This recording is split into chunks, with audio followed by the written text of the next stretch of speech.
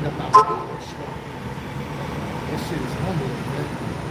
That's why I brought that hoodie back out last time. I don't know where that shit at today, but I'm coming in that same spirit, man. I don't want nothing else. This is sufficient for me, Father. The burden that you've given me is sufficient for me. All praises to the Most High in everything. I'm okay with everything.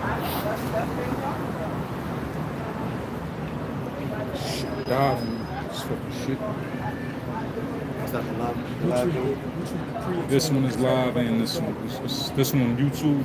This one on Facebook. But this one is important. This is the, like, I don't care how any of these look. I need this one to look. This is the edited one. The Sabbath, the preparation day. You got questions? Believe in God? You know they don't believe in God. It's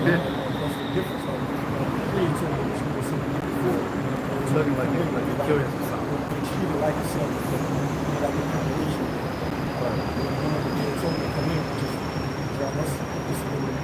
It's the on my side. I don't want to hear that thing. So Yeah, it's a lot about to go live. Just a second. Let us set up. It's not like preparation day. It's like a severe preparation. I'm gonna zoom out. This look. These could zoom in too. Like you can zoom in on these. It's a little harder, but This one is easy. Just tap yeah. I go three my shit. 2. You know what I mean? But I go 10 when I'm yelling at somebody and I'm still walking. I'll 10 on the edge. Cuz down the street with the yellow shirt.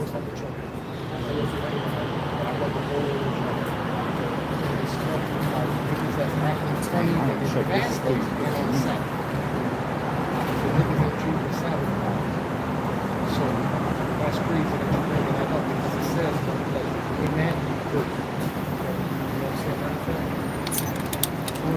It's charging, right? You place it right there in that context, just for a regular set. Well, don't pursue your own interest on that day, but enjoy the Sabbath. All right, you're gonna hit record on this once I set this up. Sharad gave me a breakdown about These are that. already live, right? These two already live? Going out and trying to splurge through the They city. said live. Like, niggas want to go outside and want to go do We still want to say, making sure there's So make sure shit that comes down but it's lawful to be good on the Sabbath. So yeah, we come to camp.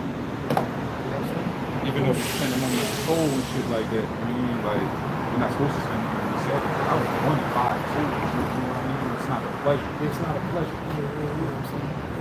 If the dog jumped over the gate and it was getting choked by a leash, I would be wild out to just sit there and watch. I would have to go toss his ass back over so he don't die. You know what I'm saying? It's lawful to be good on the Sabbath.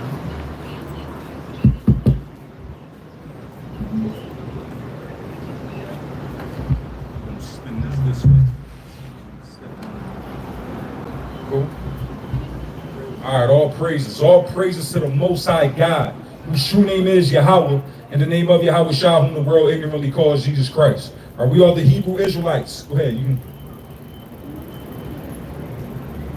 We survive? All praise to Yahweh Ba'ashem Yahweh Shah. We are the Hebrew Israelites. All right, we are the people that's spoken about in the Bible that you don't read. And we're the people spoken about in the Quran that you don't read. Right? That we come out here to bring awareness that blacks, Hispanics, and Native Indians, y'all are God's favorite people. God created y'all to be better. Y'all are the flavor. Y'all are the salt of the earth. And we come out here to bring awareness that because of your disobedience, your salt has lost its flavor. Our people has lost their flavor, according to God. And the reason why this happened, family, is because we don't want to obey God. We'd rather obey America. We understand that we're going to get punished for breaking the laws in America, but they scoff at the laws of God and wonder why they're losing their grandchildren, right? So we come out here to give you a warning. We ain't out here trying to force anybody to believe in anything. But how can you believe unless you're taught, right? Let me get this in Romans. You ain't gonna hear this, eh?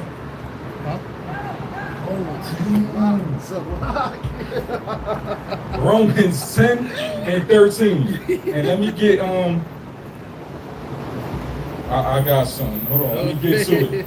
Let me get to it. Salagia, I'm unprepared. Right? Let me get Ecclesiastes 12 and 9. Right? Bring this out. How can y'all know about God unless y'all taught about him, unless y'all know him? How can you love God? Say that you love him without understanding the requirements that God is expecting from you to show your love for him, right? Bring this out. The book of Romans chapter 10 verse 13 in the NLT. For everyone who calls on the name of the Lord will be saved. Right? Everybody who calls on the name of the Lord will be saved, right? But what Lord are you calling on? Who are you calling on? Is it the God of the Bible? If this is the God of the Bible that you're calling on, what do you know about it? Tell us something about God, right? We are willing to take a step back and learn it. If anybody is willing on taking this position, taking a position on gaining wisdom and understanding so that y'all can share that with others, right? But we took the position, brothers that you see out here teaching the Bible week in and week out, every brother that y'all see out here teaching the Bible, we took the position of gaining wisdom and understanding, studying, taking time of our leisure life so that we can learn who God is, so we can worship him correctly. If you're going to call on God, how do you know the God that you're calling on if you don't know nothing about him? But how can they call on him to save them unless they believe in him? Right? How can you believe him? Unless you believe in God, how can you call on him for him to save you? What do you believe? We ask this every week. You believe in God? Yeah, I believe in God. What you believe about him? And they have nothing for us. They have the most simple answers. He's the God of all creation. There's only one God. We've done heard I'm Muslim. Like, what does that mean? You don't believe in God? How can you call on the name of the Lord unless you believe in him? And if you believe in him, what do you believe? Tell us. Show us. How about you tell your children? How about you teach the youth, right? Tell them about God. Keep going. And how can they believe in him if they have never heard about him? Right? When did you hear? How can you believe in God if you never heard? Y'all know he's a God of war. Y'all know that God, the God of the Bible, is racist. You know that God only loves one particular group of people. You know God is only coming to save one demographic of people. See, you don't know him. So how can you believe in him? If you never heard about him, you never heard about this God before. You heard about the God that they portray in the Christian church. You hear about the God that they portray in the masjid. But you don't know about the God of Abraham, Isaac, and Jacob. So who you calling on? Keep going. And how can they hear about him unless someone tells them? Right? How you hear about God, man? Who told you? An Arab? Who told you? The pastor in the church? Is they coming out the Bible? Why when we bring out the Bible, Christians get offended? Y'all believe that, sisters? We bring out the Bible to Christians and they get offended by the things that's in the Bible. We bring out the Quran to Muslims and they get offended about the things that's in the Quran. Like if we wrote it. How you upset that we study? But since we study, how can you know about it? Right? Unless somebody tells you. How can somebody tell you unless they know? How can someone tell you unless they're well studied? Now, if nobody's studying, how is we ever going to learn about God? Right? We got to run a guy like she's running to that bus. Right? But she ain't going to make it. She ain't going to make it. Bring it up. And how will anyone go and tell them without being sent. She Right. ain't making it. She ain't making it. She ain't all praises. Listen, man, you ain't gonna make it. Cause you gonna wait to the last minute, man. You gonna wait till that bus all the way right there to catch the ride. And then you're gonna try to run to it. But you got the opportunity now. You got the opportunity now to turn to God, and you don't, because you wanna live the life that pleases your flesh, and y'all don't feed your spirit, man. Our people don't know God, man. Wonder why their babies getting shot. Wonder why 80% of the prison population is blacks and Hispanics. Wonder why grandmom is outliving the grandkids, sister. You work in a hospital. How many kids do you see suffering in that hospital, sister? It's a lot of kids, right, sister, suffering in that hospital? I work in an adult hospital. You work in the, okay. You mean? How many blacks and Hispanics in that adult hospital? It's a lot, right? You Muslim? You are? What do you know about the Quran? What else do you know? How can you believe if you don't know? Right? The Quran is a holy book. It says it on the Quran, the Holy Quran. So that's simple. It's simple, right? We can all get that. All we got to do is look at it. But knowing what's in it, how can you believe, man? And how you going to believe unless somebody teach you? How you going to know unless somebody teach you? That's crazy, right? Nobody knows about God out here, right? That's crazy. That is crazy. And they wonder why the kids get shot. Then they be like, oh my God, God saved me. Then they want God to save them, and they ain't never take time to learn about him. They ain't never called on God before, and now they want to call on God when shit happened. That shit happened already, right? Yeah, were you Puerto Rican? Yeah, man, you a Hebrew, man. You a Hebrew. You are the Hebrew of the Bible. You are an Israelite. And we got to keep the commandments. I love you, Ken. Right? Read this again. And how will anyone go and tell them without being sent? Let's read it from 13 again. The book of Romans, chapter 10, verse 13 in the NLT. For everyone who calls on the name of the Lord will be saved. But how can they call on him to save them unless they believe in him? And how can they believe in him if they have never heard about him? And how can they hear about him unless someone tells them? And how will anyone go and tell them without being sent? That is why the scriptures say, how beautiful are the feet of messengers who bring good news. Right? And y'all feet is busted. How beautiful are the feet of the messengers, man, that bring out this good news. What do you know about God? What does God require? How can somebody teach you? How can you learn unless somebody teaches you? So let me get this. What does God want from his people? Not from all people. God don't care about everybody. God is racist. God only loves one people. And he requires a certain instruction, a certain, when you fulfill an instruction, right? It's a part of obedience. But it's a certain, God requires a certain action from all of the people that he loves. Bring this out. The book of 1 John 5 and 2. Romans 9 and 3.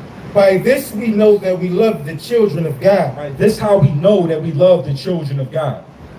When we love God and keep his commandments. Do y'all keep, I see a cross on your neck. Do you keep the commandments of God? Oh yeah, man. You do? Oh yeah. What commandments you keep? Thou shalt not kill. Uh-huh. Thou shalt not cover thy neighbor's wife.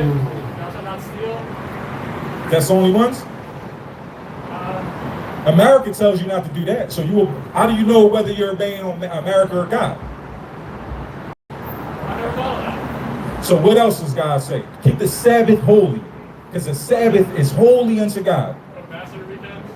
Yep. Is that how the Bible tells us to keep the Sabbath? That's part of how I keep the Sabbath. But we're gonna rest my body, my mind. Mark 7 and 9 in the NLT. I'm gonna show you something because it's about how you keep it, but how did God tell us, right? It might be recorded. I'm just getting a little nervous. Huh? It might be recorded. I'm a See little that, nervous. that camera right there? You're nervous about being recorded? What, you on the run? You got warrants? No. I'm just like, if this is gonna get like posted online or something, I'm just kind of nervous. All right, don't have it on him. He'll have it on us. Okay.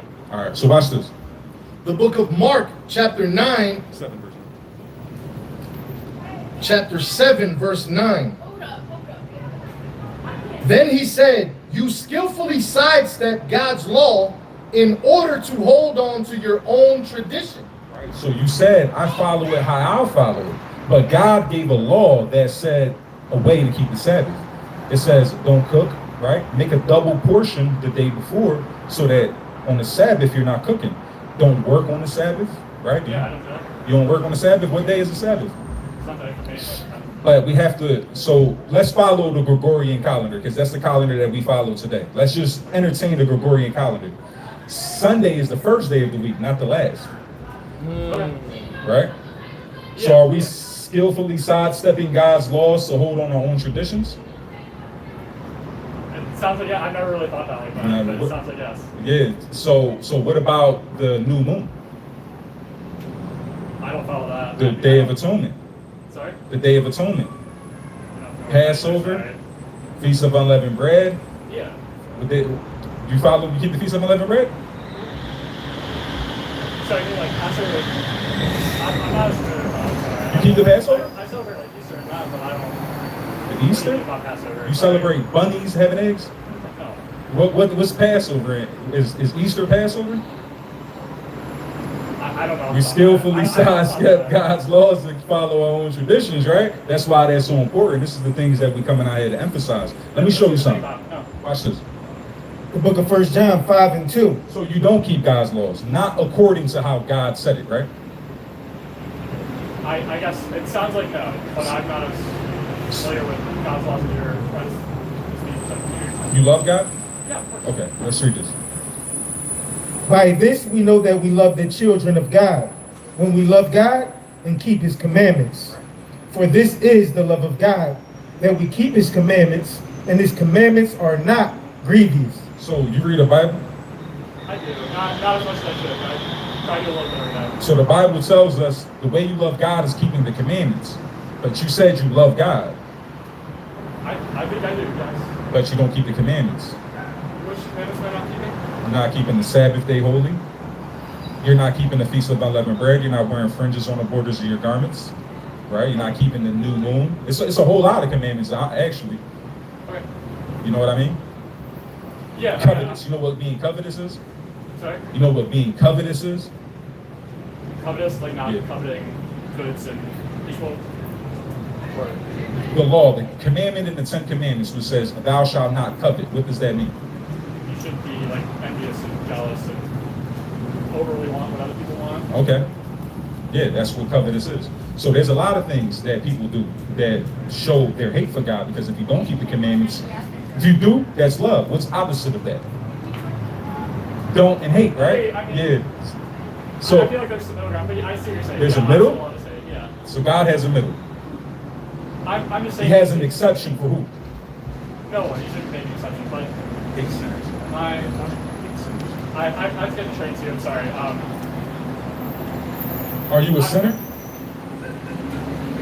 Yeah, I mean. You are? Yeah. What's a sin? A sin is something that's against God's teaching. So let me show you something. I'm sorry. One more thing. Just one more thing. Look, right here. The book of Sirach, chapter 12, verse 6. For the Most High hateth sinners, What does the Most High do? hateth sinners, and will repay vengeance unto the ungodly, and keepeth them against the mighty day of their punishment. So you say you love God, but according to the Bible, God doesn't love you if you're a sinner. He said he hates you. Okay. You know what I mean? Yeah, I agree. with you. That's a double whammy, Okay. You gave me a lot to think about. Thank you. right? If we say we follow God, we gotta follow him 100%, right? We can't half-ass. Y'all don't half-ass in the job, right? Y'all want to be employee of the month. Y'all want to raise. Y'all want promotions. You mean? You want to get more money. You want a bigger salary. So you'll be the best that you can be in your job. But when it comes to your faith, Muslims don't read the Quran, don't know what's in it.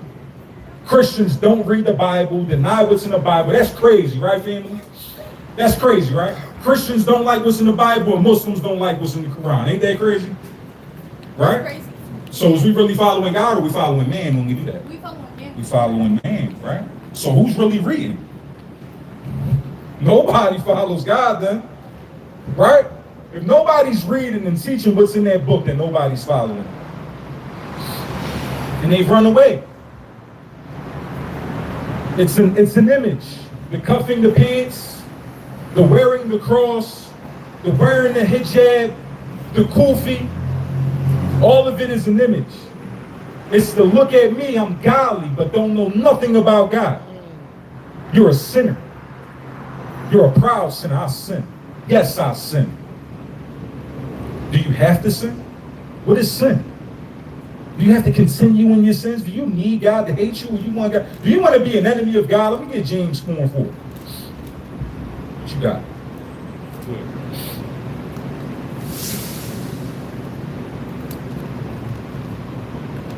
The book of 1 John, chapter 3, verse 4 in the NLT. Everyone who sins is breaking God's law. Right? Everyone who sins is breaking God's law. But the God said, if you love me, keep my commandments, keep my law. But those who sin break God's law. So do people really love God in this world, King? If God said, if you love me, keep my laws, but they'd rather be sinners? Keep going. For all sin is contrary to the law of God. Right? All sin is contrary to God's instructions. God said, build this way. You say, no, I'm going to build it the way I want to build it. I'm going to build this Lego set to be different than what it was meant to be. That's what people doing. That's the Christian church, man. This is what the Christian church has taught. Keep going. And you know that Jesus came to take away our sins, and there is no sin in him.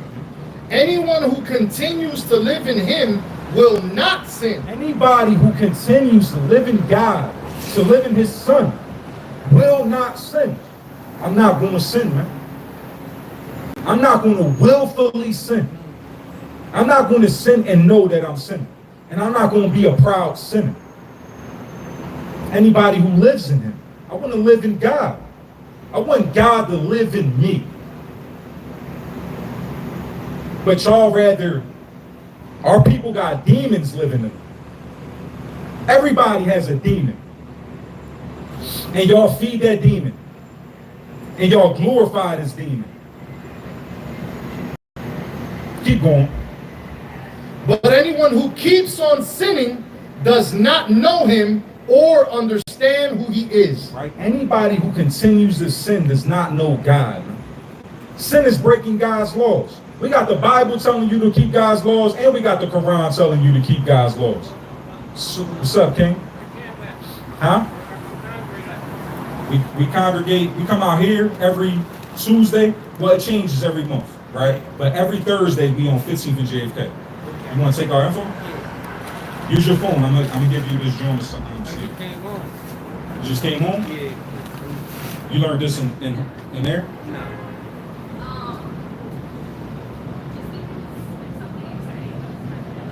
That's what's up, man. A lot of people find God in jail. You know what I mean? It's what's up that you came out of jail trying to make sure you're right. Right. Yeah, I got learned with this game. So what I got to take a picture of it? Just open up your camera and then point your camera to it, and it's going to open up a link. You just got to click that link. You see it? And then save the contact. It's going to open up my contacts. It's going to be Facebook, Instagram, YouTube, all that in there. Shit, I ain't on it right now. It went? I got the scan code, but it ain't my phone ain't doing it. All right, so take a picture. You take a picture? Yeah, I took a And then when picture. you got a chance, Yeah, I got the open it up. When you connect to your Wi-Fi, Alright. open it up and save it to your You want contacts. to connect to my hotspot? Hold on. I got you. I'm gonna answer your question. Let me just finish dealing with my brother right here. What's up? What's your question? Do you know if there's any phone tables around here? Phone tape? Or I don't know. Where you from? Where am I from? Yeah. Ethnicity. Oh, India. India. Damn. Far away, man. That's far away. Far away. America hasn't been treating you right. You a veteran? Better. Yeah. War veterans. Yeah. No, you're not a war veteran? I don't know. Usually the vets, America don't take care of their vets. Usually. Where you from? Bangladesh? Bangladesh? India? What part of India? South India?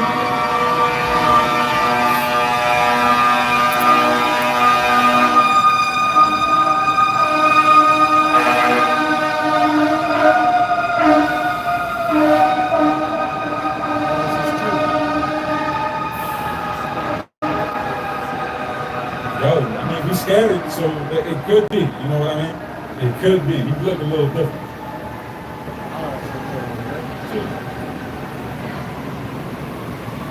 You ever had any questions that you need the answers to, Ken?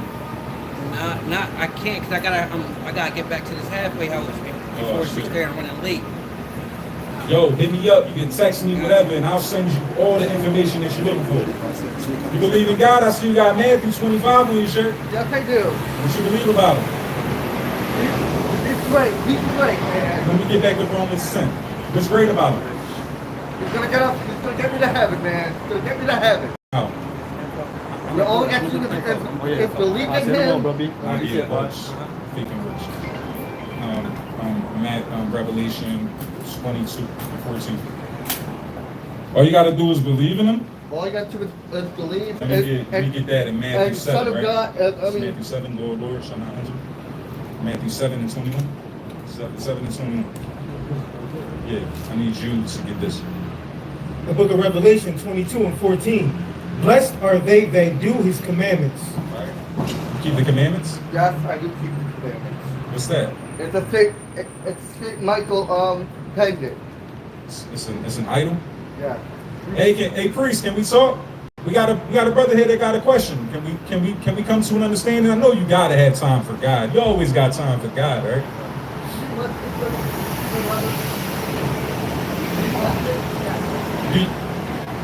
Shouldn't this man here keep the commandments of God? Yeah. Should he, yes or no?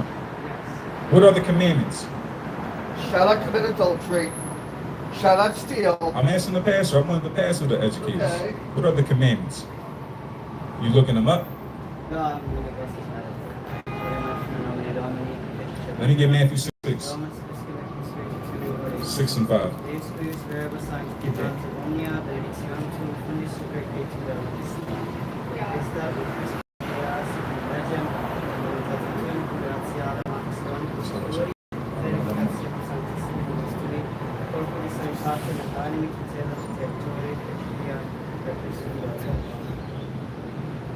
Are you a follower of Christ? Thank you. All right. Thank you. Are you familiar with his writings? Christ's writings? Yeah, but as far as we know, we don't have any written records of anything he wrote. Well, writings about Christ. Oh, like the gospel. Yeah. You're familiar with them? Yes. Okay. I'm gonna read scripture here. All right, bring this up. The book of Matthew, chapter 6, verse 5 in the NLT. When you pray, don't be like the hypocrites who love to pray publicly on street corners and in the synagogues where everyone can see. All right.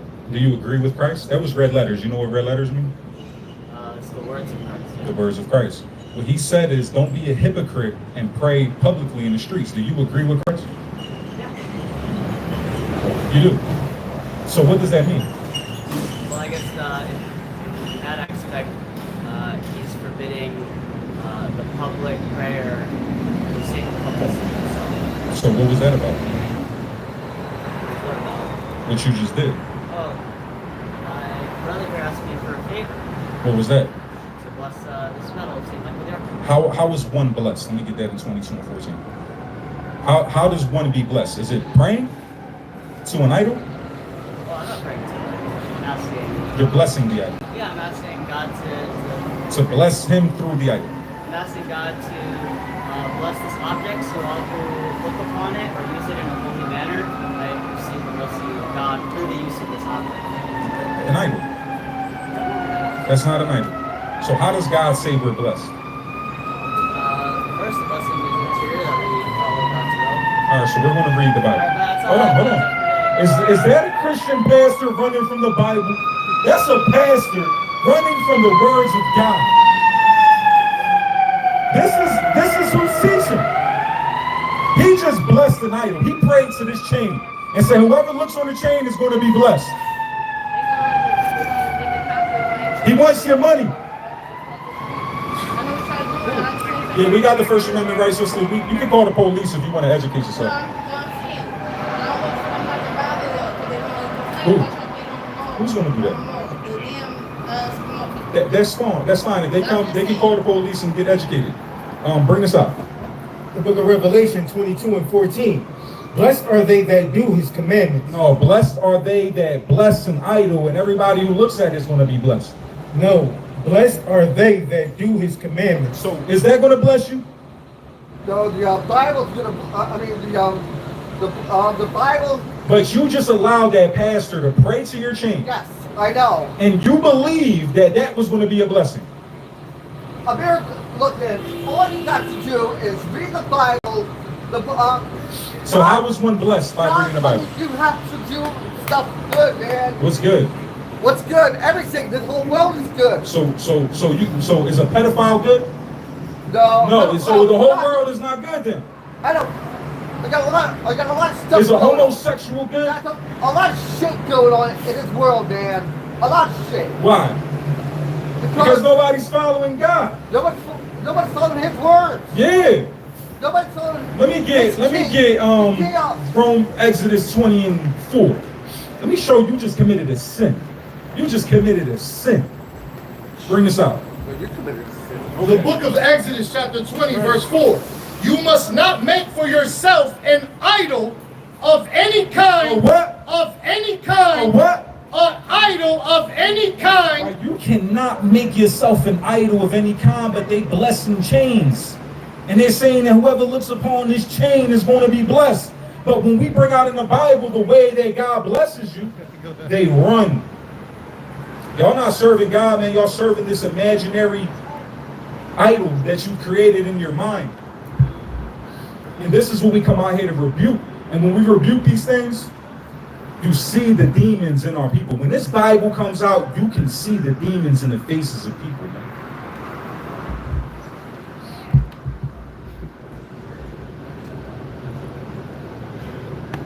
That's crazy. How you going to know unless somebody teach you, though? How you going to know that that's a sin unless somebody teach you? How you going to know that that's an improper way of serving God unless somebody shows you that? Right? Y'all believe in God? You can't believe in God if you don't know nothing about him, right? Right, sister? How can you believe in God if you know him? Yeah. So read about him, speak about him, let me go. yeah, nobody does that though. Nobody's talking about God until the baby shot. Then it's like, oh my God. That's why the baby getting shot. That's it. He said, my people gonna call on me regardless. You gonna call on God regardless, man. When you in that house fire, King, when the kids caught up in that house fire, it's gonna be God, please save these kids. You mean? Yeah, every knee shall bow, every tongue gonna confess, and your spirit is gonna bear witness that you've been wicked. Right? Let me get that in 7 and 21. Matthew 7 and 21. The book of Matthew chapter 7 verse 21 in the NIV. Not everyone who calls out to me, Lord, Lord, will enter the kingdom of heaven. No, see, but the Christian church said all you got to do is call on the name of the Lord.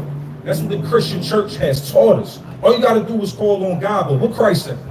Only those, not everyone who calls out to me, Lord, Lord, will enter the kingdom of heaven. So it ain't true. The Christian church been lying to us, kings. They told us all we got to do is call the name of the Lord. But the Bible said not everybody who calls on to me, Lord, Lord, going to enter in this kingdom. Right? Keep going. Only those who actually do the will of my Father in heaven will enter. Right? Only those who actually do the will of my Father. Do you think that the will of God is to bless an idol? Do you think that the will of God is to bless an idol? No. It's not. You know, we just witnessed on camera that a pastor just blessed someone's idol and said whoever looks upon it will be blessed. Oh, that's something. Do you know how we're blessed from God? Revelation 22:14. Do you know how we receive a blessing from God? How do we do that? Loving everybody. Loving everybody. How do we love everybody? Loving everybody. All races, color, creed, everybody. All right, I'm going to show you And how we love. forgiving. You believe in God? Yeah. In the God of the Bible? Yeah. Okay, so we're going to read. The book of 1 John chapter 5, verse 2. We know we love God's children. Right? We love everybody, right? That's how we're blessed from God, when we love everybody. But we know that we love God's children. If we love God and obey his commandments. Right?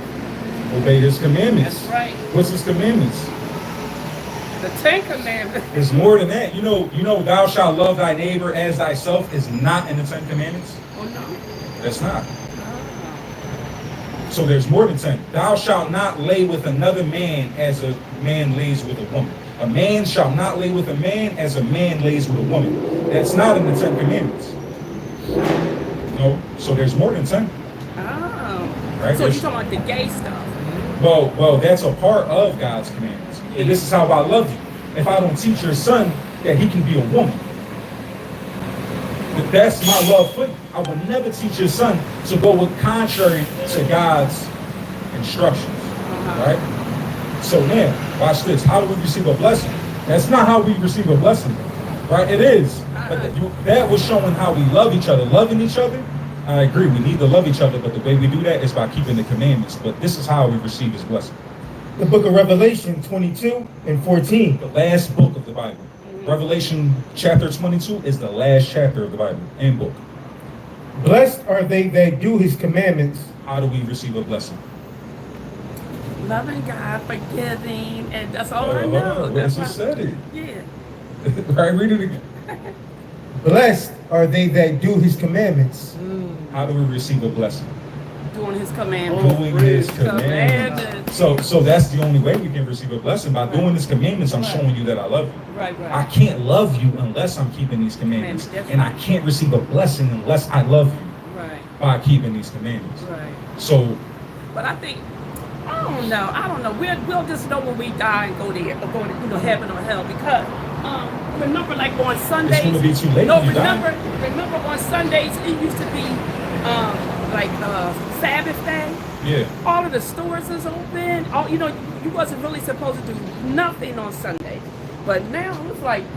Well, Sunday, according to the American calendar, is the first day of the week, not the Sunday. last. Oh yeah. The seventh day, the last day of the week, is the Sabbath day, the day of rest. The Sunday. It'd be Saturday, because Sunday is the first day of the week, according to America's calendar. So even keeping it on Sunday was wrong, right? Well, you know what? I do love God, I know, but I won't know until I get there. You know That's what I mean? going to be too late. Yeah, it might Watch be. this. Read 7 and 20. I'm going to show you one more thing. 7 and 21. The book of Matthew chapter 7, verse 21 in the NLT. Do you believe that all you have to do is call on the Lord to be saved? Oh yeah. Oh yeah? This is the words of Christ, red letters. You know what red letters mean? I can't see that. But do you know what red letters mean in the Bible? We're just showing you the red letters. Red letters is the words of Christ. Oh, That is yeah? the blood of the Lamb. This I is the never blood knew of that. Christ, right? So watch it. The book of Matthew chapter 7, verse 21 in the NLT. Not everyone who calls out to me, Lord, Lord, will enter the kingdom of heaven. According to Christ, you believe you've been taught. The reason why you believe that is because you've been taught that all you have to do is call on the name of the Lord to be saved. But out of Christ's own mouth, he said, not everybody who calls out Lord, Lord is going to enter into the kingdom of heaven. Right. You believe that there's one God, right? Yeah. Thou do as well. Even the devils believe that. Right. I know. Right? So keep going. Only those who actually do the will of my Father in heaven will enter. What is the will of the Father? Watch. On judgment day, many will say to me, Lord, Lord, we prophesied in your name and cast out demons in your name and performed many miracles in your name. What will Christ say? But I will reply, I never knew you. Get away from me, you who break God's laws. I think this is the most scariest scripture in the Bible. Yeah. It is. So he's going to say, get away from me. I called on your name, Lord. He's going to say, get away from me, those who break God's laws. Because the only way to receive a blessing is by keeping the commandments. The only way to truly love God is by keeping the commandments. Right. The only way to truly know him is by keeping his commandments. So if we're not doing that, sister, That's right. we don't got a spot in the kingdom of heaven. I know. Right? Yeah. So what you going to start doing, sister? I'm gonna start listening to what you said. But no, not what I said, because No. what the Bible said, what God said. Don't not listen to what I said, because God can put a lying spirit on you. right. You got to believe in what he said. That's right. Go into that Bible, get an understanding of what he is requiring from you, and that's keeping his commandments. Commandments, that's right. Right? That Where you find adultery and all of that other all, stuff. all that stuff. But we got to, if we're not teaching the kids, then what? Right, that's right. Then we're not going to. We're failing them. We're failing them. Exactly. That's why all of the kids out here shooting everybody. Yeah. Because they think that's the right thing to do, and it's thou shalt not kill. Thou shalt not kill. Still. All these boys becoming girls. Yes, all of Right. that stuff. Yeah, it's so crazy. It's men in dresses with a 5 o'clock shadow all day walking past the street, right? They said what? It's a man dressed in a dress Yeah. with a 5 o'clock shadow where he shaved his beard and it's starting to grow back. You can see it. Yeah. This is all day walking But past it's it. accepted. Yeah. It's accepted, and it's a multi-million dollar lawsuit if you say something about it, like in the workplace. Mhm. You know what I mean? Because they could be transgenders and all that, but if you say something about them, they could go get a lawyer. Yeah. Boom. You know what I mean? So Yeah. it's crazy. It's anti-Christ because Christ said keep the commandments. That's what it is now. So- Because before, years ago, it used to be hidden. They used to call it closet. Not no more. All of the guys that dance with Beyonce, you see what I'm saying? Listen. Yeah, they all gay. Scan this with your phone. Huh? This is my info. Scan it. All my information is going to pop up. Scan it with my phone? Yes. Okay. Go on your camera and open it up. You know, I need to charge my phone. It's down, so I gotta All charge right. it. Well, but regardless. I'll come don't back even- tomorrow. Yeah, tomorrow I'm not going to be here. On Oh. Thursday, we'll be at the Love Park at 6 o'clock. Okay, up there. Okay, I'll Yep. come up there. We love you, sister. Keep I love God's you too. commandments. Okay, and we sure. got to teach the youth so that You're right. they can That's right. save their souls. Yes, because they going to jail. Like, oh Yeah, my God. they're going to hell. Yeah, We're gonna get right, That's right? right. Okay. I love you, sis. Okay. Hold on, I want to get this on. Y'all believe in God? Hell no, right?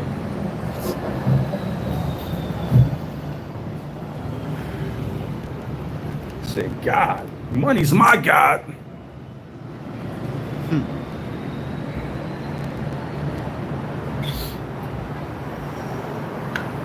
Right? Where was I at?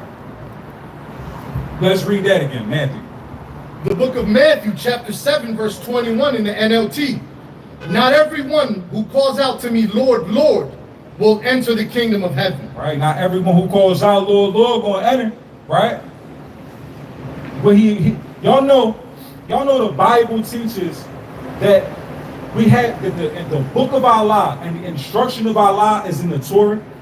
Y'all know that that's in the Quran? The Torah is the instruction of Allah. So what do we have to follow? What do we have to follow? This is in Surah 5 and 43 down to 46. What's that? Al-Maida? Al-Maida.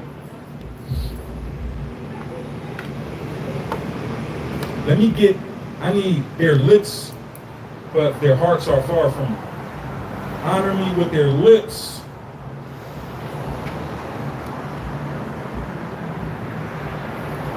Somebody's there.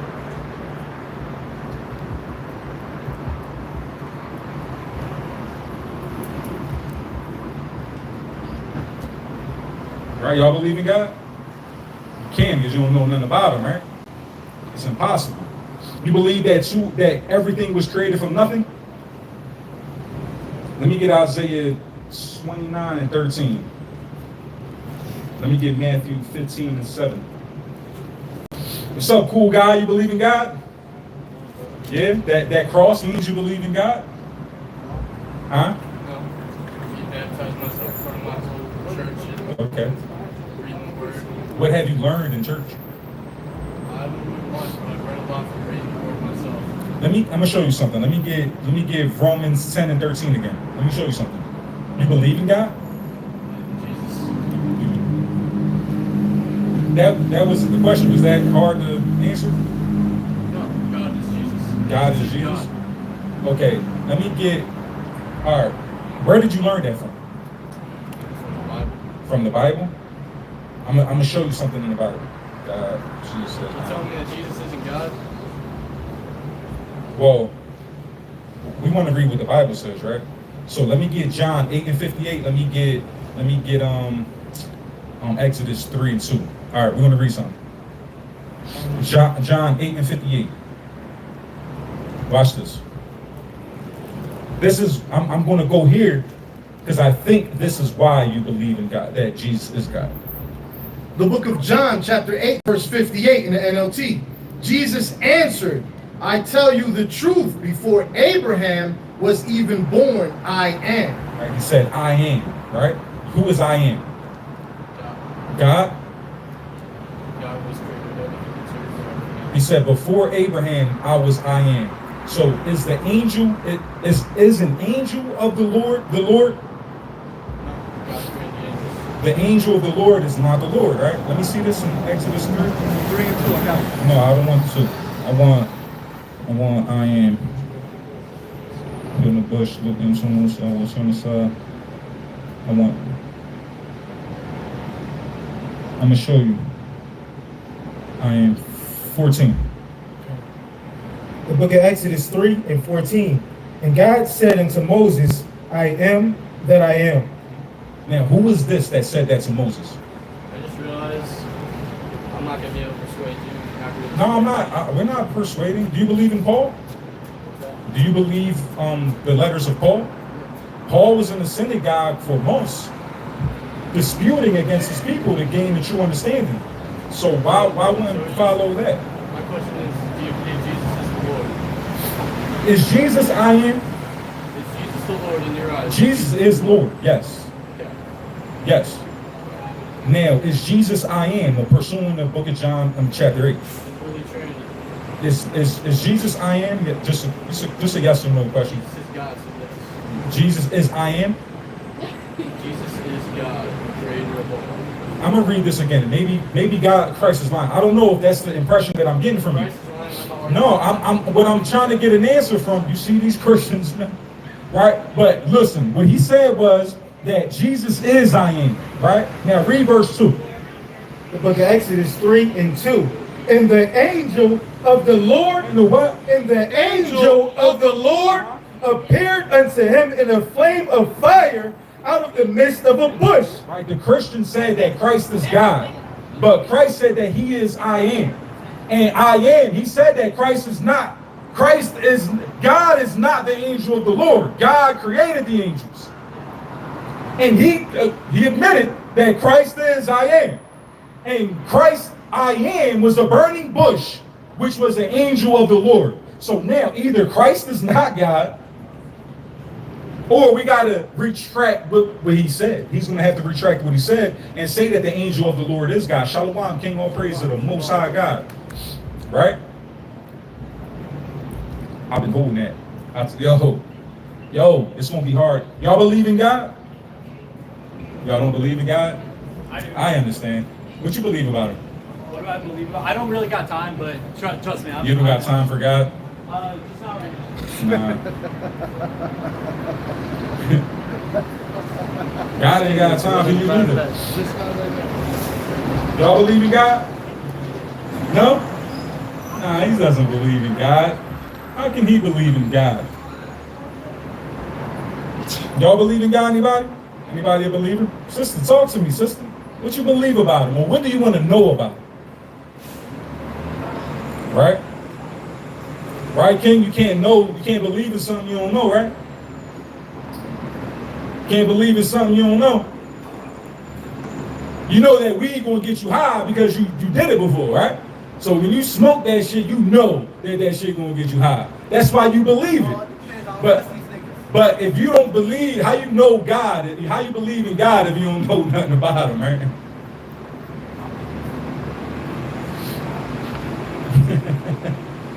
Sister, I know you gotta believe in God, sister. Our ancestors are spiritual people. They were singing hymns to God in the worst predicament of anybody's experience. We are failing our ancestors. This looks like a God-fearing man. You're a God-fearing man? What do you fear about God? Love God. How do you love God? In all ways. How though? All ways. What God? What God? What about you, sir? You believe in God, sir? New Balance.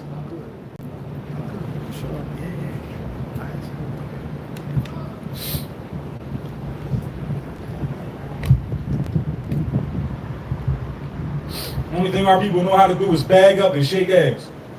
They don't know nothing about God though. They don't know what being good is like. Let me get that. No. 20 and 5. Isaiah 5 and 20. 5 and 20. Isaiah 5 and 20. Yeah, that. How y'all doing? Y'all believe in God?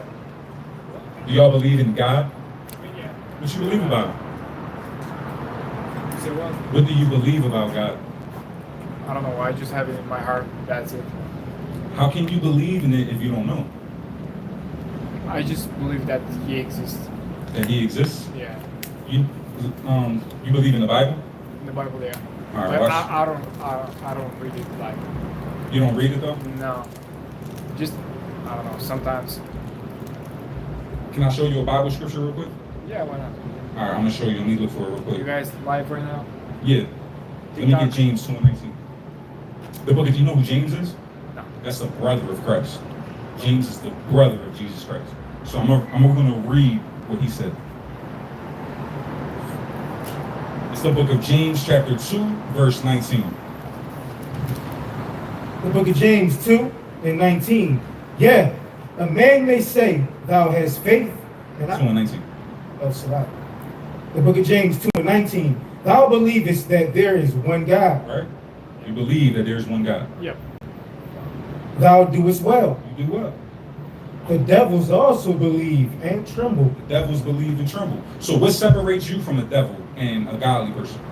I think my actions. Your actions? Yeah. What actions is godly? How do you know that your actions are The godly? ones that does not hurt like everybody else. Does not hurt everybody? Yeah, but what do you know, like, did God give instruction to say that this makes you a godly person? Do you know whether or not God did? You don't know, right? So just because you don't hurt nobody, let's say you kissed your sister, right? Is that hurting somebody? No, but that's not right. But that's not right, right? So just because you're doing something that's not hurting someone doesn't mean that you're doing right or wrong, right? So devils also believe. So what you got to understand is what separates you from a devil and from a godly person, right? You believe in the Quran? You believe in the Quran? Quran? Yeah. Yeah, I'm Muslim. So what do you believe about the Quran?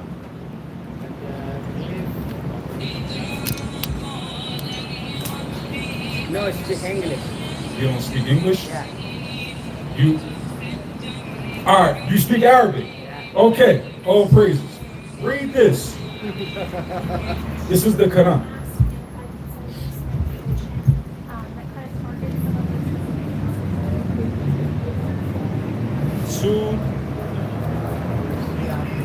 And 47. And this is it in Arabic.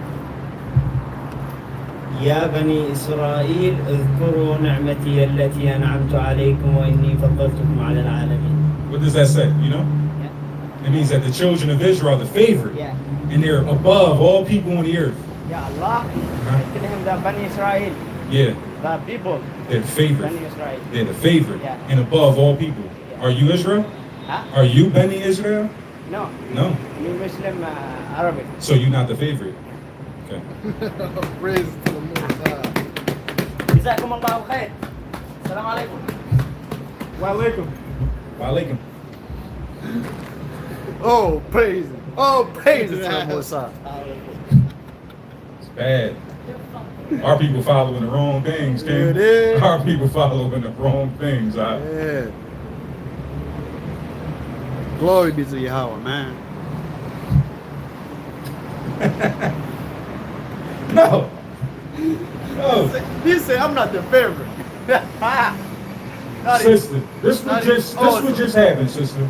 We read the Quran to an Arab Muslim, right? And in the Quran, it says that one particular group of people are Allah's favorite. It says that in the Bible, too. It says that, matter of fact, let's get that. Let's get Deuteronomy 76. You believe in God, sister? Sister, you believe in God, you don't believe in him? Until somebody gets shot, and then you're like, oh my God. Until the grandbaby dies, and it's like, God, help me. Right? I don't know what they be like, oh my God, they don't have no God. Y'all believe in God, family? Y'all believe in God? Nah, our people just kill us. I don't talk about God. I want to kill somebody, right? I'm a stepper. Bring it out. The book of Deuteronomy 7 and 6. For thou art an holy people unto the Lord thy God. Right? This is not holy, man. You gotta be holy. We gotta stop following the ways of these people, man. Right? Right, sister? We gotta stop following the ways of the world, sister. Do you agree with God when we should not follow the ways of the world, but follow the ways of God? You agree? You don't believe in God, sister? You do? Can I show you a Bible verse? Just one? You know the devils believe as well, right?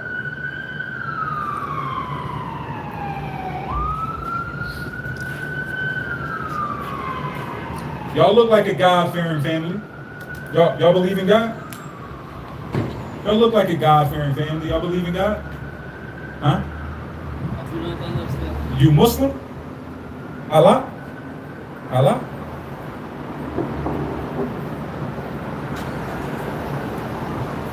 Right, Ken? We can't believe in something we don't know it, right? Right, Ken? Can we believe in something we don't know? Nah, right? So why are people be following things they know nothing about, Ken? Let's read something. We're gonna read it in English. We're gonna read it in English, and then we're gonna read it in Deuteronomy 7 and 6. What's up, Ken? You believe in God? You believe in God, Ken? Only time our people respond is when they feel like they got disrespected. You know what I mean? That's when they wanna respond and have a conversation. What's up, King, man? Yeah, man, you shine like a light out this dark world, yeah? I love you, bro.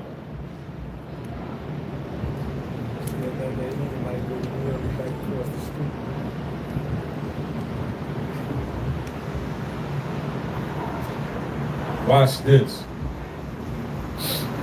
Excuse me. How you doing?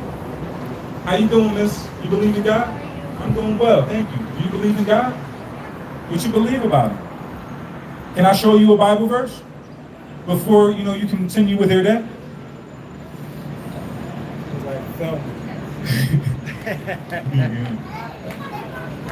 Y'all Muslim?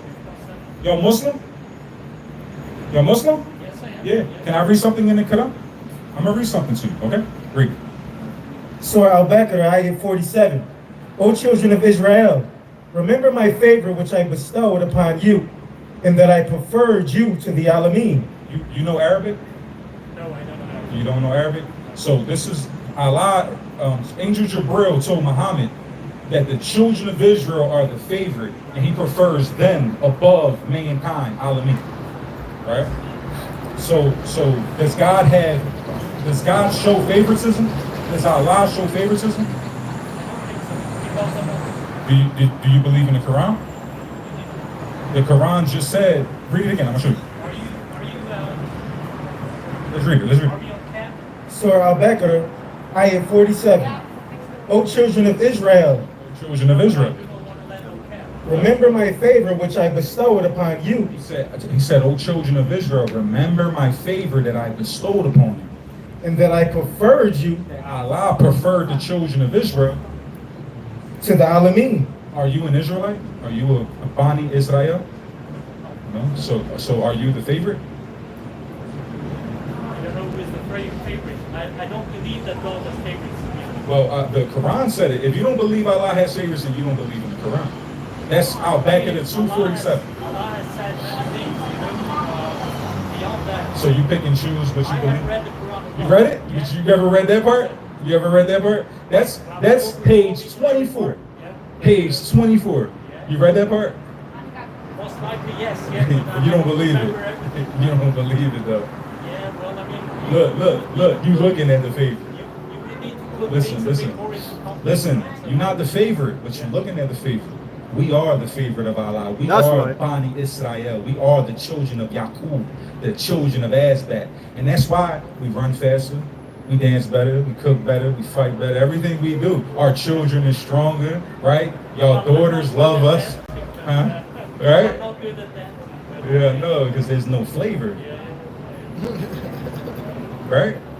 Yeah, so we just want to let you know, according to the Quran, you're not the favorite, but we are. You know there's going to be a time when you're going to learn from us? From the children of Israel. You're going to learn from the children of Israel. Yeah, you're learning right now. So expect that day to come. All right? Where you from? From Switzerland. Is Islam in Switzerland? Of course. You Arab though? You're not an Arab. I don't have to be Arab. Why would you need to be Arab? See, anybody can be a Muslim, but not everybody could be the favorite. You see that? Why does it matter? Huh? That camera off. I only talk if that camera's off. Okay, we talk. No. No, It's that's all right. disrespectful. It's all right. All right, what you want to talk about? It's not facing me. I don't care. So why do you want me to turn my camera off? Because you said he's from Switzerland, and That's then what you he also said. said Arab. That's what he Are said. you Arabs? No, we're not Arabs. What Do I are look you? like an Arab? I don't know. I don't judge a book by its cover, I can judge you by your cover. as I can too. Don't judge him by his cover, because I he's didn't. from I showed Switzerland. him what Allah said and what he believes in. So what does he believe? He believes in the Quran, right? Do you believe in the Quran? What he believes in has nothing to do with me, but we are the people spoken about in the Quran. Ditto. So you are Muslim? No, we're not Muslim. Read this again. Read this again. You show you that Allah shows a distinction. You don't believe in God, do you? I absolutely 100% do. Don't judge Okay, a book by its okay. cover. What do you believe about him? What do I believe about him? That he's ever present outside of time. It doesn't matter if he's Allah, but Buddha, Jesus, Prophet, Moses. But It doesn't what God- matter. how does that matter when Allah? You said that's right. You said that's right. That's Shirk al-Akbar. You saying that that's correct? That's Shirk al-Akbar. If you put another God in association with Allah, that's Shirk al-Akbar and destined for the hellfire. So you guys are Muslim. God is the same. He's not. Yes, he's the same. No, Buddha does not teach Allah. Sir, I'm going to tell you right now. Walk away. They're lost. Walk away. How about Me you and walk away? You walk I away. am going to walk away. Don't just put me on your camera. Don't touch my Yo, stuff. you're brainwashed. You're Listen, brainwashed. Go bark over there. I don't got to bark. I'm a kitty. Go bark over there. Yeah, and it smells. Smells like it's wet. A rotten cat. Kitty litter. Yo, the pride of these Edomites. Kitty litter. Yo, see, we should be bringing our wives out here so they get slammed on their neck. All right. This mine? I'm about to have a strong ass Israelite woman standing with us on this line.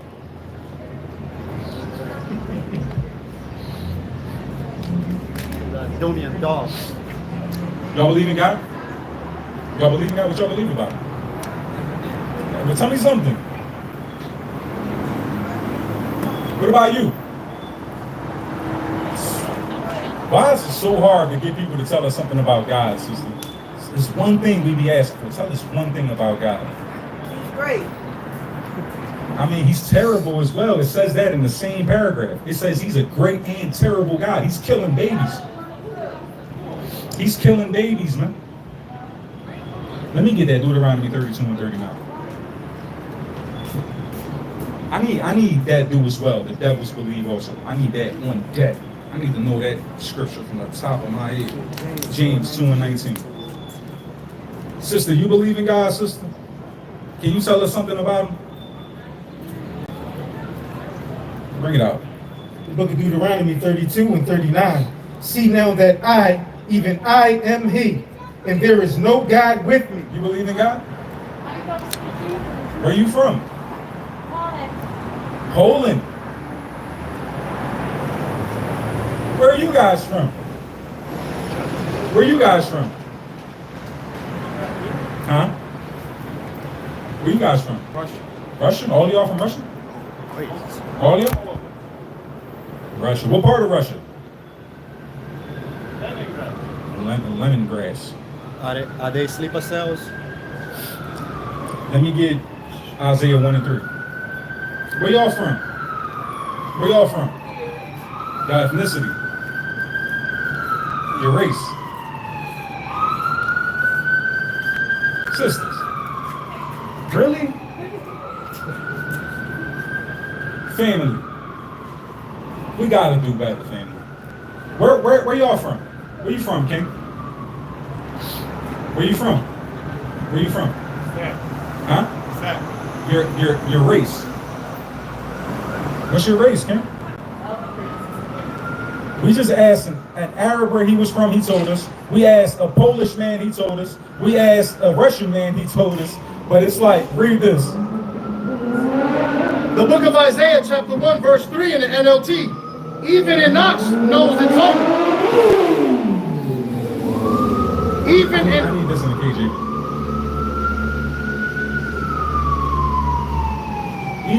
Even an ox. I just asked. That's crazy, bro. Where y'all from? Where y'all from? Excuse me. Hey, sisters, am I invisible? I'm here. Where you from? Mexico. ¡Viva Mami. México! Viva la México. Guárdale los mandamientos a Dios. Te queremos, primo. Read up. The book of Isaiah, chapter 1, verse 3. All right, we're not going to be simple though, right? Just because he said Mexico doesn't mean that's where he's from, right? Mexico was changed to Mexico. That landmass was changed to that name. Nobody's Mexican. That was a colonization, a change of a name, a change of a land, a change of a language, all right? Just because he said I'm from Mexico don't mean that he knows where he's from. That's just to show the ignorance. This is Isaiah 1 and 3 being proven. The book of Isaiah, chapter 1, verse 3. The ox knoweth his owner, and the ass his master's crib. But Israel doth not know, my people does not consider. We don't even consider being God's people, man. Watch. We're not invisible right now. We might get an answer.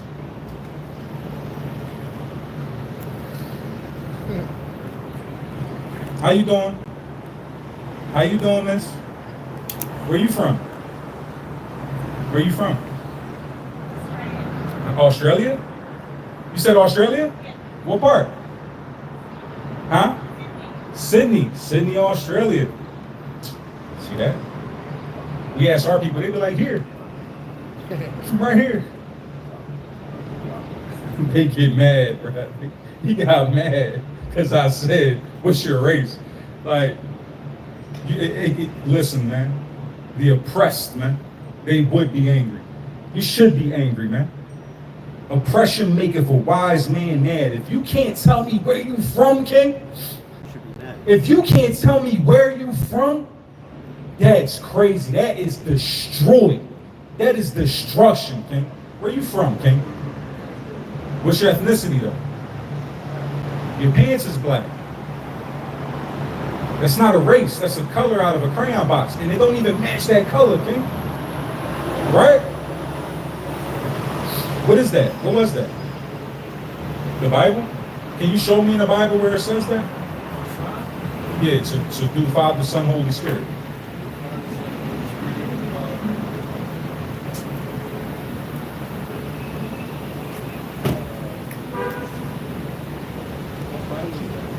The King James, we got the King James, we got the New Living Translation, we got the English Standard Version, we got the Good News Translation.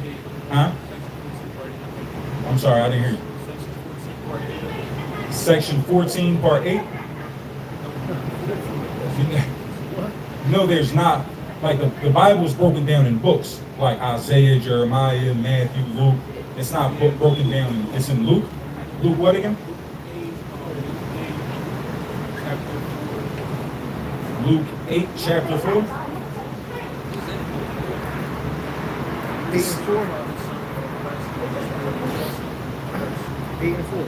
8 and 4, let's read. The book of Luke, chapter 8, verse 4. And when much people were gathered together and were come to him out of every city, he spake by a parable.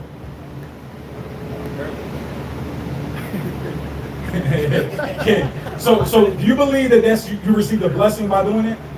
Yeah? Let me get that in Revelation 22. Like awareness. Awareness? Yeah. Let me get the angels. Let me get Psalms 34 and 7. Like that gives you protection? Just more aware of the surroundings.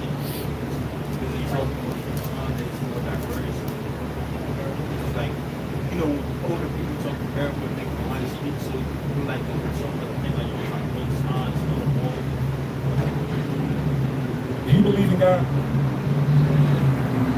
Well, it's like, he cool, but like, don't trip, like. That is total confusion. You don't believe in God, but you got the Father, Son, above the Holy Spirit. No. The Holy Spirit, Father, Son, above the Christ. So that has nothing. If you don't believe in God, then why are you doing it? I believe in God, just don't follow the one of the stuff for the girls and school, talking about the word and stuff. It's been like 100 years. Do you do your best at your job? Do you want to get paid more at your job? Do you want a promotion at your job? Yeah, you want the only way to get paid more is by getting promoted, right? You become a supervisor.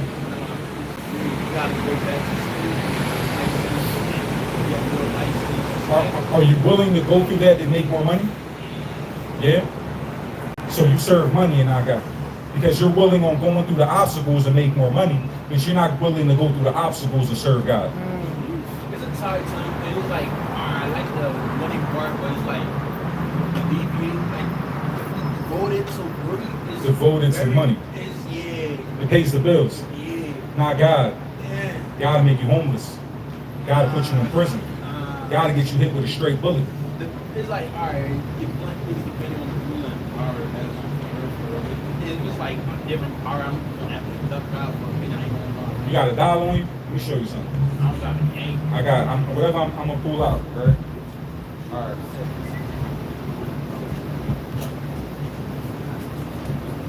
How you doing, bro? What's up, King? What's up, Shalom, King of Verses? Whose space is on it? I know y'all going somewhere. That is I ain't gonna interrupt you, man. This is George Washington. So this is what you serve, the white man. Yeah? You serve the white man. You see it.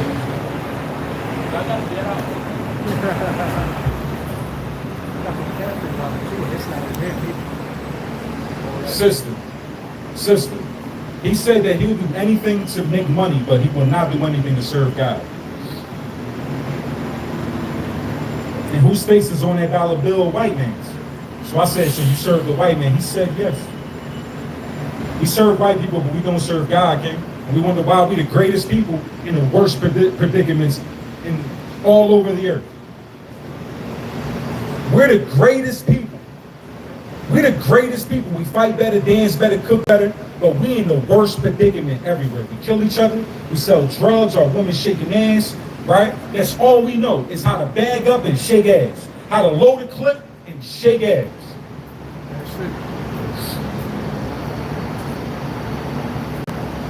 And he's riding with a smile on his face because we're living in his heaven, man.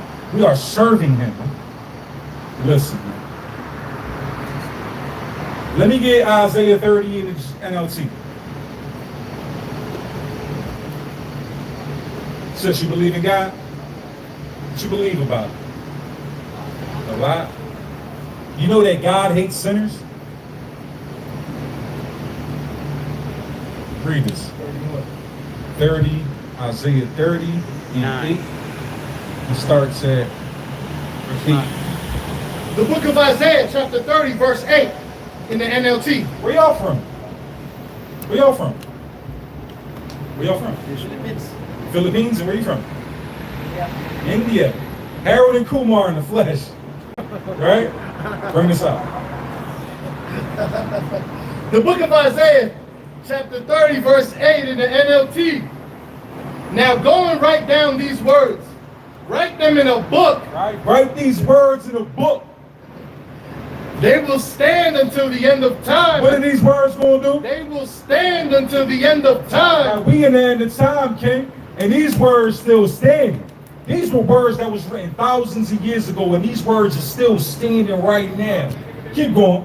As a witness. As a what? As a witness. That these people are stubborn rebels. What are these people? These people are stubborn rebels. Why we gotta be stubborn to God, sister? But we obedient to the supervisor, right? We stubborn to God, but we obedient to the bag. Keep going.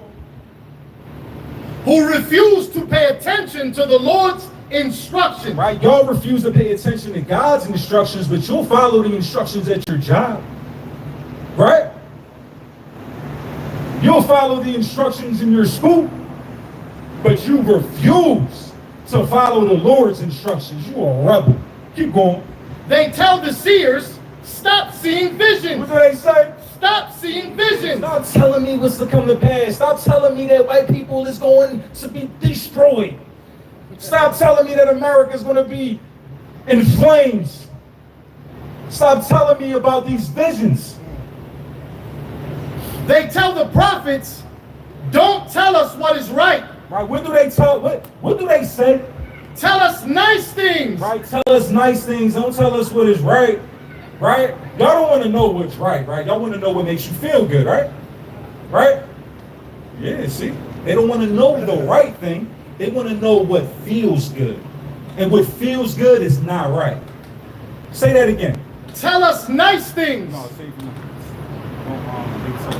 They tell the prophets, don't tell us what is right. Tell us nice things. Tell us lies. Right? Y'all rather hear lies, sister? Or y'all want to hear the truth? You want to hear the truth.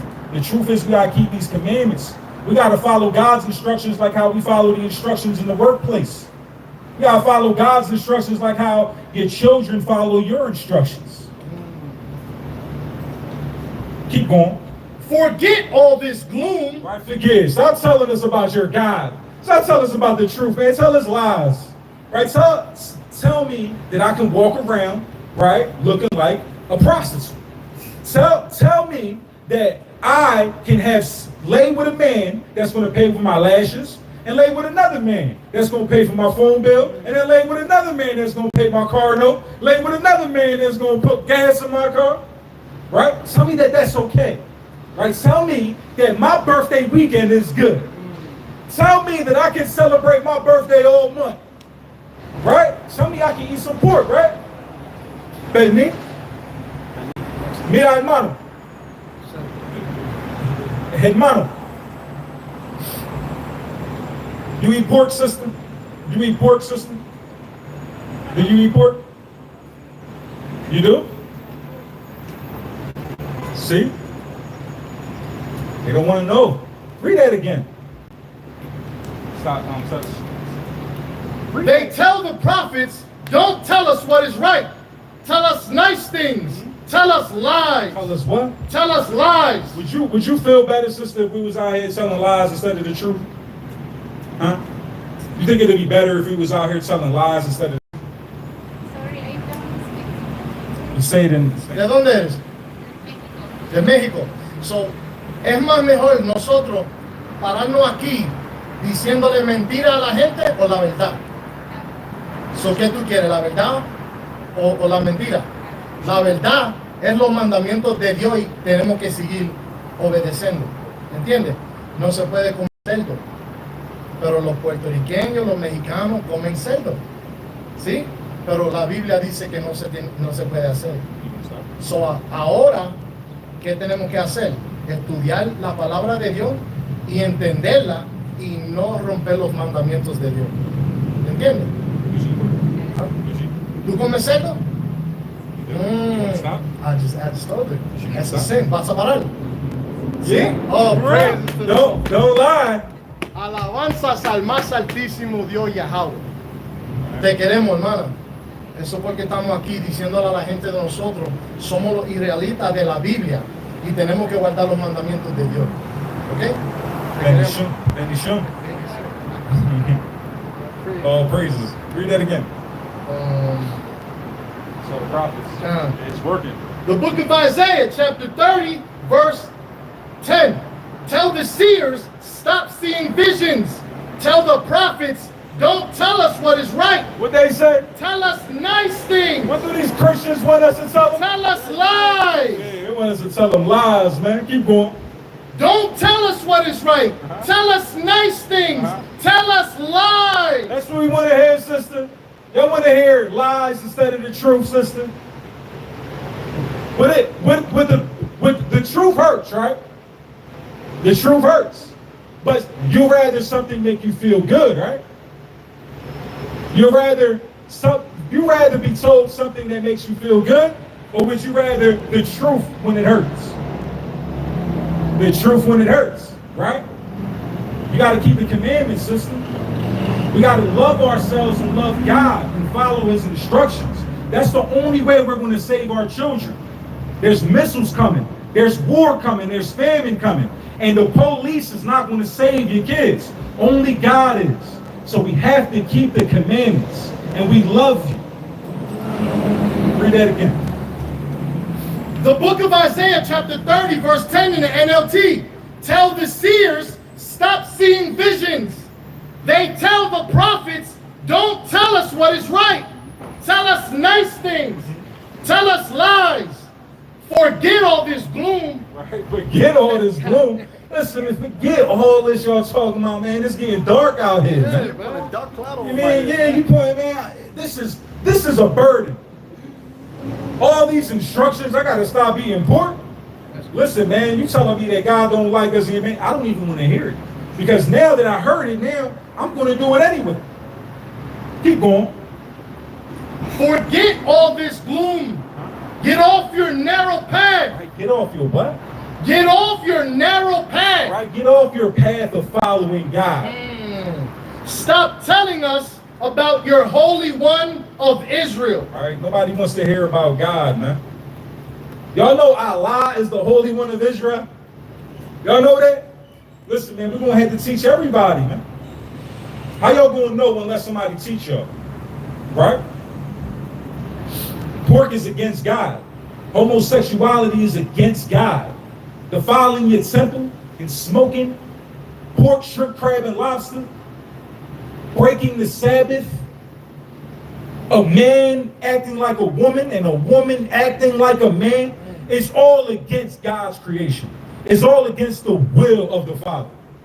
But y'all don't want to hear that because y'all want to follow your own ways. Y'all want to live how I want to live, man. This is my life. I do what I want. But you're going to suffer, man. You're going to suffer and you're going to be ashamed because we in these end days, and ain't nothing you can do to stop the coming of this destruction. There's nothing you can do to stop the wrath of the Lord. And it's coming upon all sinners. All sinners is going to feel this wrath, man. You know what I mean? Listen, man. Live it up until you ain't. With that, calls out with that for Yahweh Shem Mashiach Yahushua and Mawaf Abba Mawaf Abba Ball.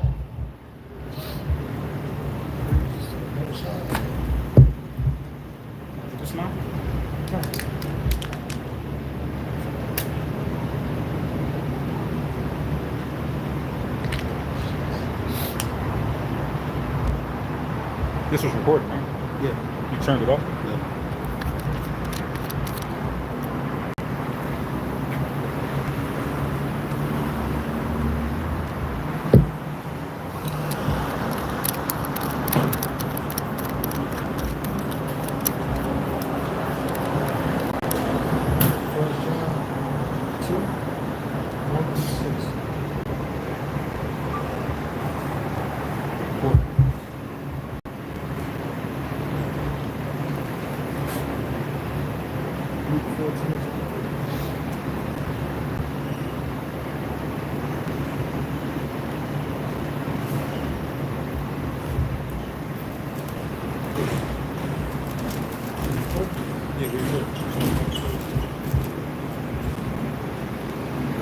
Shalom, shalom. First and foremost, we want to give all praises, honor, and glory to Yahweh B'Shem Yahushua.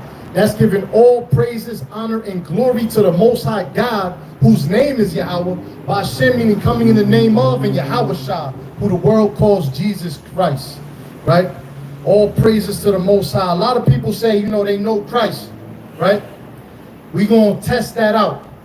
So the question is, there's two questions. Do you know Christ? And are you worthy of him?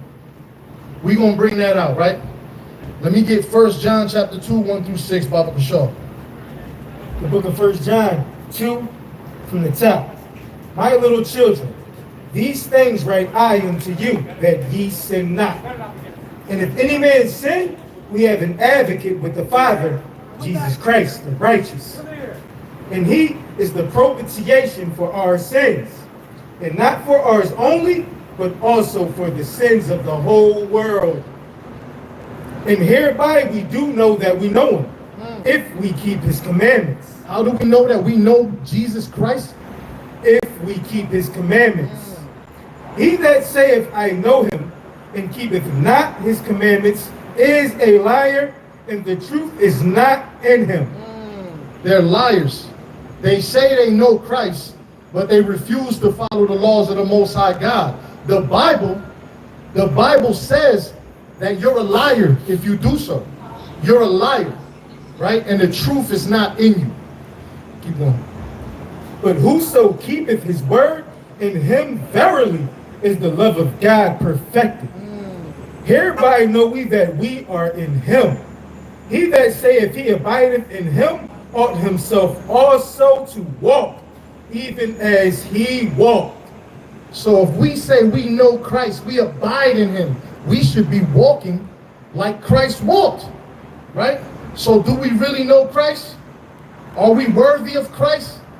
We need to ask ourselves, man. Luke 14:23. And the Lord said unto the servant, go out into the highways and hedges, and compel them to come in, that my house may be filled.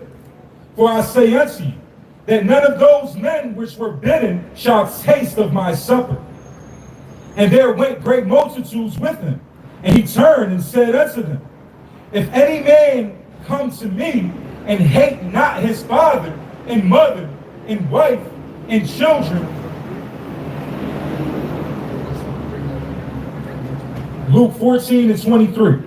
And the Lord said unto the servant, go out into the highways and hedges, and compel them to come in, that my house... No, go into church and tell them to come through the door.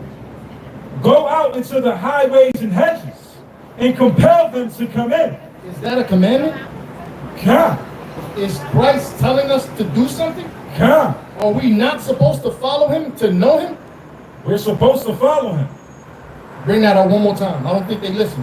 And the Lord said unto the servant, go out into the highways and hedges, and compel them to come in, that my house may be filled. So we're commanded to come outside on the highways and hedges to bring this truth out. Not to hide in the church and lie to you so you can keep giving us offering every week. We don't do that. We're commanded by Christ to come do this outside. So we do it outside. So do we really know Christ, and are we worthy of him if we're not following this command? The book of Matthew 10:32. Whosoever therefore shall confess me before men, him will I confess also before my Father which is in heaven. But whosoever shall deny me before men, him will I also deny before my Father which is in heaven. Think not that I am come to send peace on earth. I came not to send peace, but a sword. For I am come to set a man at variance against his father, and the daughter against her mother, and the daughter-in-law against her mother-in-law. And a man's foes shall be they of his own household. He that loveth father or mother more than me is not worthy of me. So if you put your mother or your father before the work of Christ, you're not worthy of Christ. And I know a lot of Boricuas that act like they know God, but don't want to wear what the Taínos wore. They don't want to wear these fringes, right? That the Taínos wore. They don't want to wear what we was doing. You know what I'm saying? That's what I'm saying. Preach with us. Why you on that side, King? King, come back. Come on this side with us. Preach with us. Nah, we don't got all day. We don't got all day, man. Yo, stop eating pernil. The Bible says, leave that pernil alone. We're gonna die following these customs and traditions. Bring that out one more time, King. 37. Matthew 10:37. He that loveth father or mother more than me is not worthy of me. Nah, I'm not gonna come to camp and do the work of the Most High because my mom need me to put these boxes in the attic. He that loveth father or mother more than me is not worthy of me. Yeah, but she gonna make that coffee, and you know mommy cafe be, you know what I'm saying? Like, who make it better than mommy, yeah? And he that loveth son or daughter more than me is not worthy of me. Yo, my son's born yesterday, bro. I want to do something special for him. I be feeling like he don't mess with me like that no more, you know what I'm saying? I want to give him a day to glorify him, to praise him. And he that taketh not his cross and followeth after me is not worthy of me. And that cross he talking about is the burden. Take your burden cheerfully, man. Are we following Yahweh Shai or not? Are we following Jesus Christ? Do we know him? Are we worthy of him? Or do we have every excuse in the book to put our ribs and our children first? Bring that out, right? Let me get Matthew 12 and 30. Let me get Sirach chapter 5, 1 through 8. Matthew chapter 12, verse 30. He that is not with me is against me. And he that gathereth not with me scattereth abroad. Nah, the brothers, they said, preach with me. But they left. He that is not with me is against me. And he that gathereth not with me scattereth abroad. So you're no good to your own people. You're just as good as the oppressor. If you're not with me, gathering, then you're scattering abroad. And we know what they did to us. So if you're not on the line, bringing this out like Christ told us to do it, you're like the oppressor, man. What makes you different? You putting shackles on your people by allowing them to move with the shackles they already got on instead of releasing those prisoners. Right? When you go through that, yeah. 58, yeah. Isaiah, that's crazy, man. If you got this wisdom, there's no reason why you shouldn't be out here doing this, man. Bring that out, Ken. The book of Sirach 5 from the top. Set not thy heart upon thy goods, and say not, I have enough for my life. Follow not thine own mind and thy strength to walk in the ways of thy heart, and say not, who shall control me for my works? For the Lord will surely revenge thy pride. Say not, I have sinned, and what harm hath happened unto me? For the Lord is long-suffering. He will in no wise let thee go. Concerning propitiation, be not without fear to add sin unto sin. And say not, his mercy is great. He will be pacified for the multitude of my sins. For mercy and wrath come from him, and his indignation resteth upon sinners. Upon who? Upon sinners. Make no tarrying. Make no what? Make no tarrying to turn to the Lord, and put not off from day to day. For suddenly shall the wrath of the Lord come forth, and in thy security thou shalt be destroyed, and perish in the day of vengeance. Set not thine heart upon goods unjustly gotten, for they shall not profit thee in the day of calamity. They say that the destruction comes suddenly, man. Take no tarrying. But they ran off. Preach with us, not against us, but they ran off. Don't tarry to come do this work, man. You thinking that you got it. I'm going to go home and, I learned something, but I ain't going to really study it to make it stronger. I'm not really going to listen to what those people with them crazy things on their shirt was saying. You know what I'm saying? Stop telling us about your Holy One of Israel, man. Get out the way. We trying to walk here. You know what I'm saying? We don't care about that no more. I had my hand on the plow. I was with it for a little bit, but now, I just want to relax. I just want to chill. Got a little bottle of Henny. I just want to chill. I did enough. It's crazy. I did enough. Do we really feel like that? Do we know Christ? Are we worthy of him? Do we feel like we did enough for him when he died for us? That's crazy work, man. Bring that up. Matthew 24:42. Watch therefore, for ye know not what hour your Lord doeth come.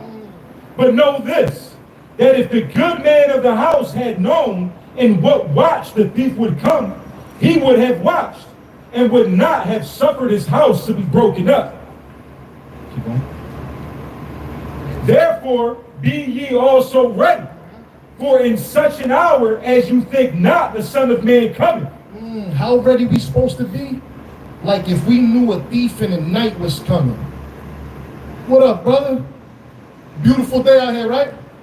You know who put that sky up there like that, man? You know who made the day beautiful like this? Yeah, you want to talk about him real quick? Since you bringing him up, you know what I'm saying? All praises to the Most High. You believe in God, King? You believe, what God do you believe in? Do you believe in the Bible? I'm just spiritual. Spiritual.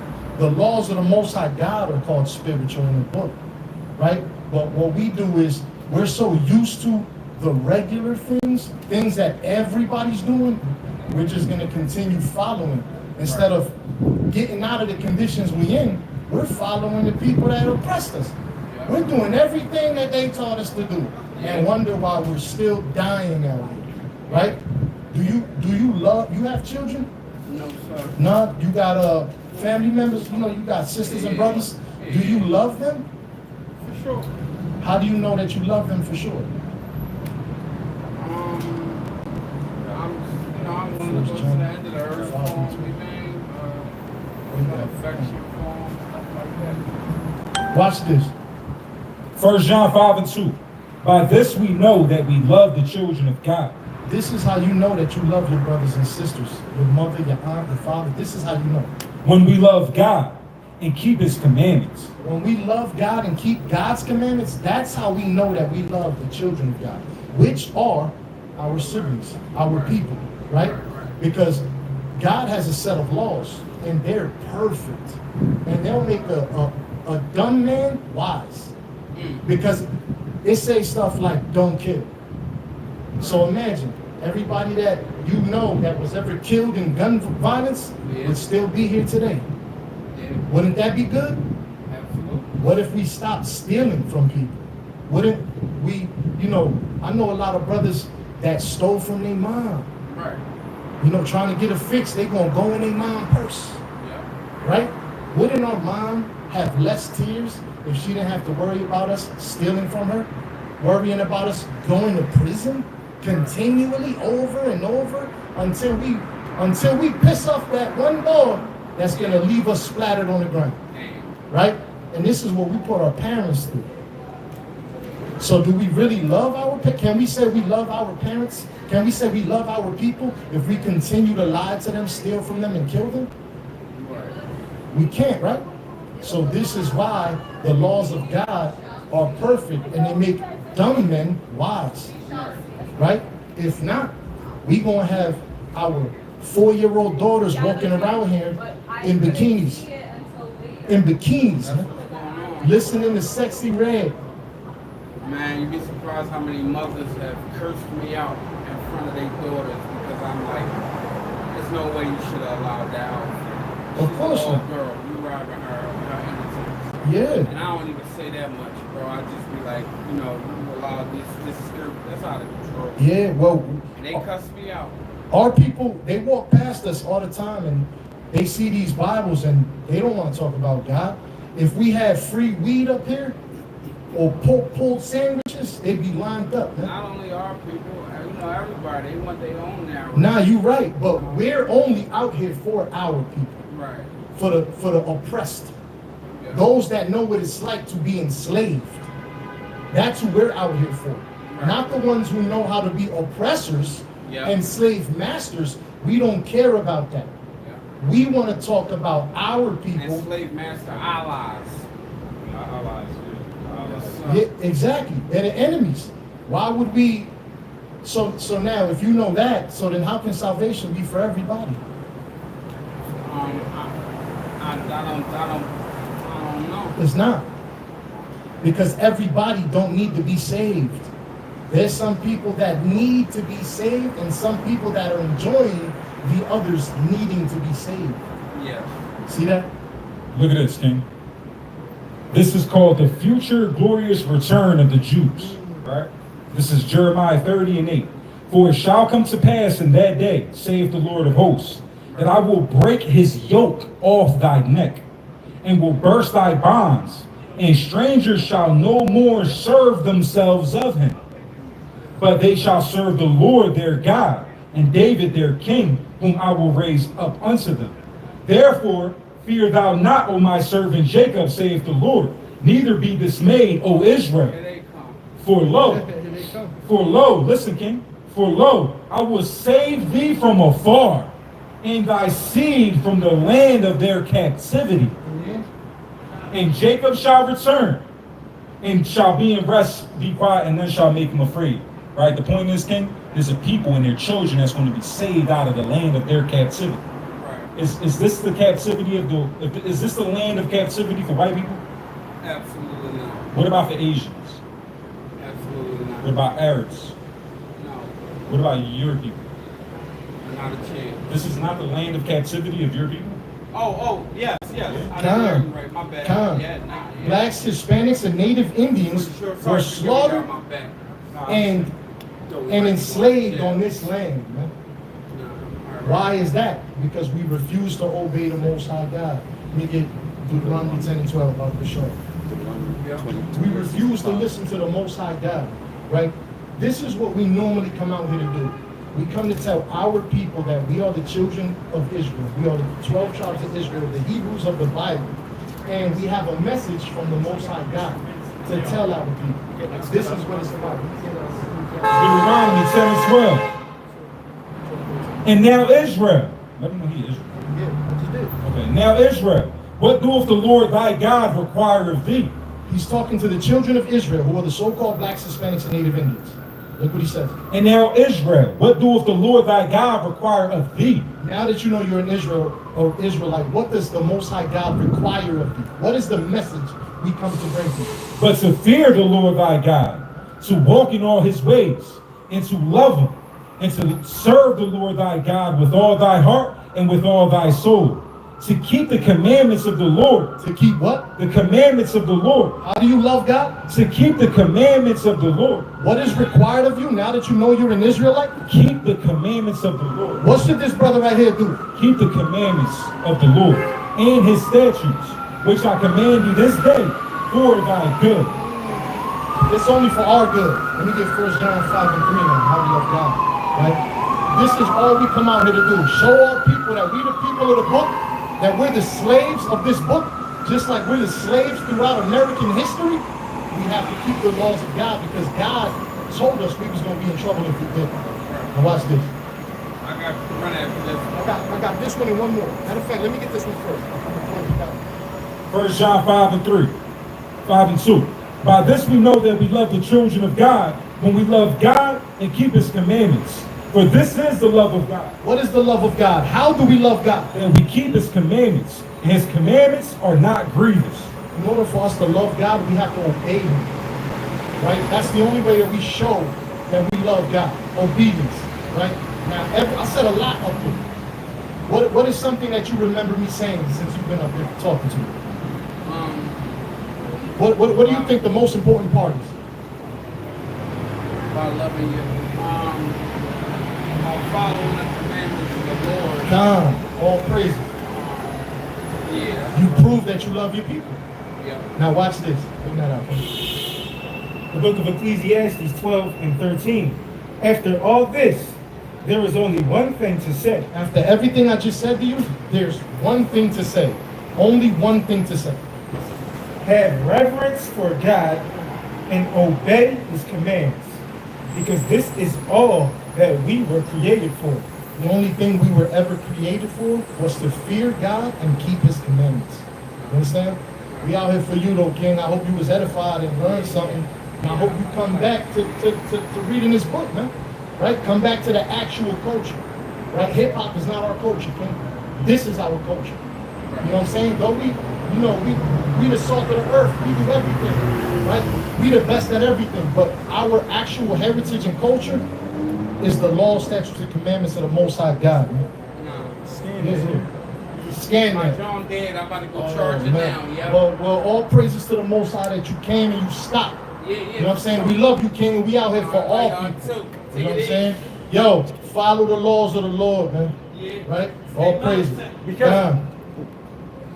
All right, let me get 2 Peter 3, 10 and 11. Let me get Hebrews 10, 26 to 31. 2 Peter 3, 10 and 11.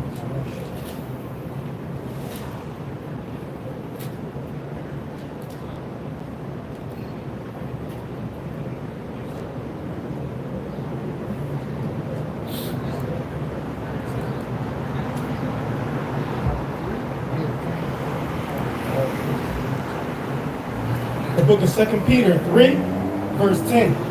But the day of the Lord will come as a thief in the night, in the which the heavens shall pass away with a great noise, and the elements shall melt with fervent heat. The earth also and the works that are therein shall be burned up. So the Lord's day is coming like a thief in the night, man. And if we know a thief is coming, we gonna sit out there and wait for it, right? So now, if we know that the day of the Lord is coming like a thief in the night, we must be prepared the same way, right? And if we know that there's a fervent heat coming that's about to burn all of this shit up, how should we be acting? How should we be living? Bring this up. Verse 11. Seeing then that all these things shall be dissolved, what manner of persons ought ye to be in all holy conversation and godliness? How should we be acting? Should we walk around smoking weed and sticking needles and lying and shooting each other, killing each other, robbing each other, making our mothers cry, going in and out of jail, being nothing, being low lives? Should we do that when we know that the Lord is gonna fucking send fervent heat to melt everything down here? How should we be acting? Are we worthy of Christ? Do we know Christ? Seems like we don't, right? This Hebrews 10:26. For if we sin willfully, after that we have received the knowledge of truth, there remaineth no more sacrifice for sins, but a certain fearful looking for a judgment and fiery indignation, which shall devour the adversaries. He that despised Moses' law died without mercy under 2 or 3 witnesses. Of how much sorer punishment, suppose ye, shall ye be thought worthy, who have trodden under foot the Son of God, and have counted the blood of the covenant, wherewith he was sanctified, an unholy thing, and have done despite unto the Spirit of grace. So we're going to continue sinning after we know Christ died for our sins, man. There's no sacrifice left for those sins. All we could do is just wait for that fervent heat to come down and melt us, man. It's scary to land in the hands of the Lord, man. We got to be careful how we move. I know we've heard time and time again the time is at hand, but measure the time diligently, man. Focus, pay attention. Bring that out, King. Verse 30. For we know him that hath said, vengeance belongeth unto me. I will recompense, saith the Lord. And again, the Lord shall judge his people. It is a fearful thing to fall into the hands of the living God. People ain't scared of God out here, though, man. They're scared of the police. They scared of the police. People scared of the police and ain't scared of God is crazy. Bring that up. The book of Ecclesiastes 10 and 11. Surely the serpent will bite without enchantment, and a babbler is no better.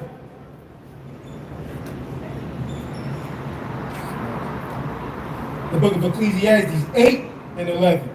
Because sentence against an evil work is not executed speedily, therefore the heart of the sons of men is fully set in them to do evil. Because we're not punished right away for our sins, we get comfortable thinking we got away with something. So we're going to continue sinning, willfully sinning, knowing that it's bad. That's a trap for you, man. You're going to get in trouble for that, man. Don't think that you can do something and get away with it because your friends aren't looking, your parents aren't looking. God sees everything, right? We need to come back to the laws of the Most High God and stop playing around. We need to know who Christ is, and we need to be worthy of him. 1 Samuel 15 and 23. For rebellion is as the sin of witchcraft, and stubbornness is as iniquity and idolatry. So, rebellion is what? Rebellion is as iniquity and idolatry. Sinning against the Most High God after knowing this truth, willfully sinning is what? For rebellion is as the sin of witchcraft, and stubbornness is as iniquity and idolatry. Yo, man, you being stubborn, being hard-headed, right? Being rebellious, you're sinning against the Most High God, man. You're an idolater now, right? Because you rather glorify sin than glorify the Most High God. You're a rebel. You're dealing in witchcraft now, man. If you took your hands off this plow, for whatever reason, put your hands back on the plow. And for brothers that know what the Bible say and don't want to put their hands on the plow, listen, man, you're a rebel against Christ. He commanded us to go to these highways and hedges, man. Bring that up. The book of Ezekiel 20 and 38. And I will purge out from among you the rebels, and them that transgress against me, I will bring them forth out of the country where they sojourn. Who's getting purged out? The rebels. And them that transgress against me, I will bring them forth out of the country where they sojourn. And they shall not enter into the land of Israel, and ye shall know that I am the Lord. I am the Lord. Listen, man, the Most High is saying he's going to purge out the rebels, man. He's purging them out, man. Idolatry is getting purged out. Witchcraft is getting purged out. Putting your hand on the plow is only a ticket to get purged out if you take your hands off that plow, man. Get your hands back on that plow. And if you ain't do it yet, get your hands on that plow. I'm going to close out with this, man, because nothing else matters but this scripture right here. Ecclesiastes chapter 12, verse 13 in the G&T. After all this, there is only one thing to say. Have reverence for God and obey his commands, because this is all that we were created for. This is the only thing we was created for, man. To have a deep respect for God, to fear God, and keep his commandments. That's it. But all people want to walk around here naked, smoking weed, listening to sexy red, and don't want to inquire about the Most High God. And I find that disturbing, man. What's up, King? You believe in God? Yeah? You believe in his Bible? What you know it says in here? Tell me something that it says in here.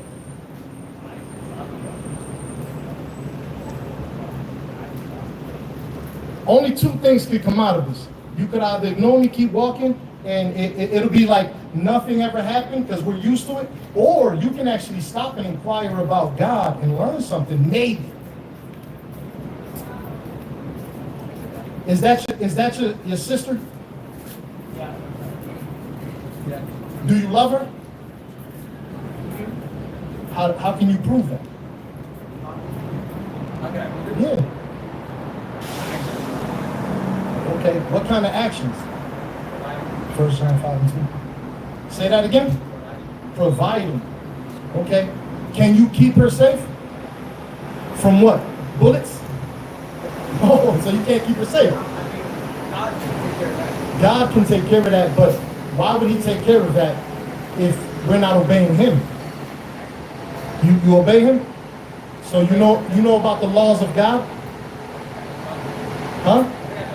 You know some? I mean, I definitely need to get more in my life. Yeah. So look, these fringes, the slaves wore these. Harriet Tubman wore these, man. Harriet Tubman wore these. Slaves wore these. Why? Because they knew we the people of the book, and that's a commandment of God. Watch this. Look at this, in Romans chapter 10, verse 13. For everyone who calls on the name of the Lord will be saved. But how can they call on him to save them unless they believe in him? And how can they believe in him if they have never heard about him? And how can they say they heard about him unless someone tells them? And how will anyone go and tell them without being sent? So we're not out here for shits and giggles, right? We obviously read, studied, and know something that is important that the church is not telling us. So this is why we're out here, for the so-called blacks, Hispanics, and Native Indians, to tell them we've been lied to. We have to keep God's laws or we're going to continue to struggle. But if we get on one accord and obey him, we'll be saved. Ain't that out, King? One more. So I can show you how to truly love her. And love your mom and your dad and your siblings. Right? Right. This is the book of 1 John 5 and 2. By this, we know that we love the children of God, when we love God and keep his commandments. That's how we know that we love God. I mean, that's how we know that we love the children of God. This is how you know that you don't even know us and we love you.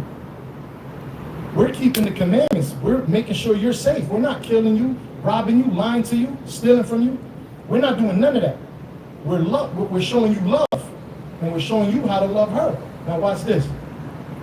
For this is the love of God, that we keep his commandments, and his commandments are not grievous. This is how we love God, by showing him obedience and listening to his laws. Right? We out here for y'all, man. We know you in a hurry, but we want to tell you sincerely, we love y'all. That's why we're out here. Follow the laws of God, man. Right? All praises to the Most High, man. And with that, I want to give all praises, honor, and glory to Yahweh Ba'ashem Yahushai. That's giving all praises, honor, and glory to the Most High, great and terrible God, Yahweh. Right? Ba'ashem meaning coming in the name of, and Yahweh Shah, who the world calls Jesus Christ. Shalom. We love y'all. Mawafla B'Ball. Mawafla B'Ball. Time for two more? Probably one more. All right. Read, get up there and read though, man. Whatever you want, you just gonna put it in your pocket. Yeah, I got the camera.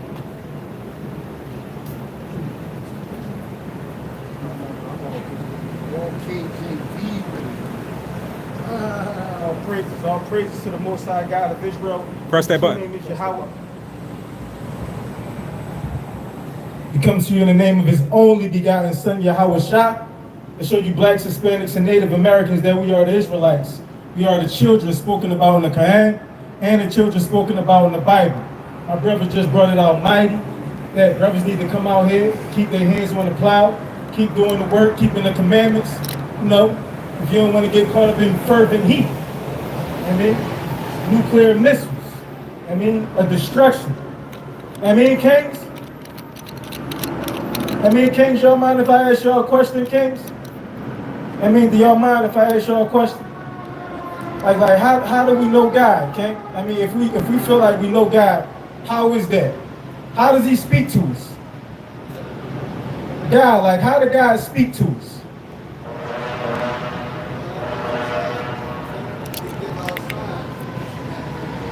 Right about that, he definitely showed us signs. But can you tell me, like, how do you know that he's speaking to you? Because signs could be from anybody, because you know, like God sent messages. You know, so Satan can send signs too.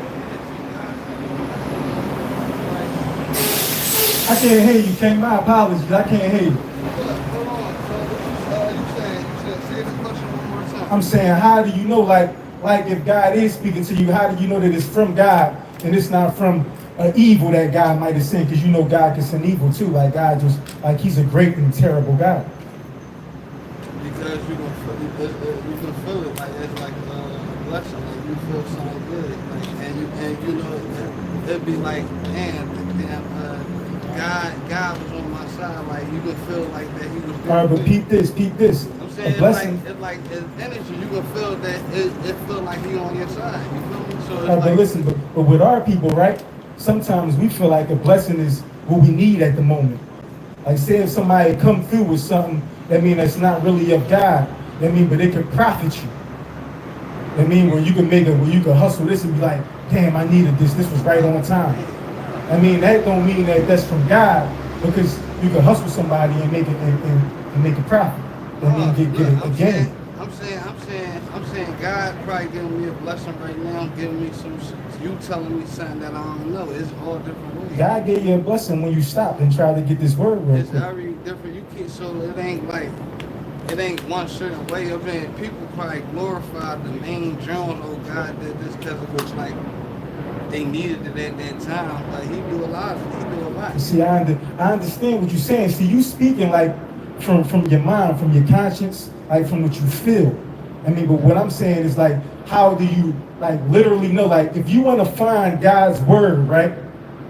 How you going to get that? Pray, believe, pray.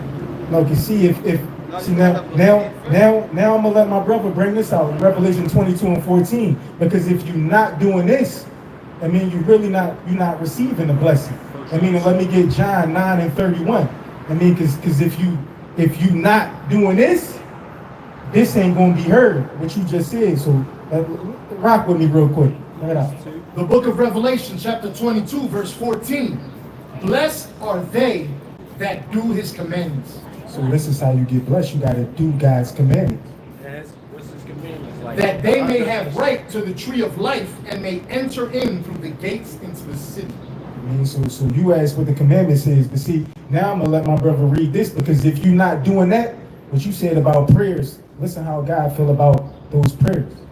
This is the book of John chapter 9 and verse 31. Now we know that God heareth not sinners, but if any man be a worshiper of God and doeth his will, him he heareth. I mean, so if you don't do the work of God, God don't hear the prayers of sinners. I mean, so if we not doing these commandments, we not gonna be blessed. I mean, now my brother about to bring out the commandment.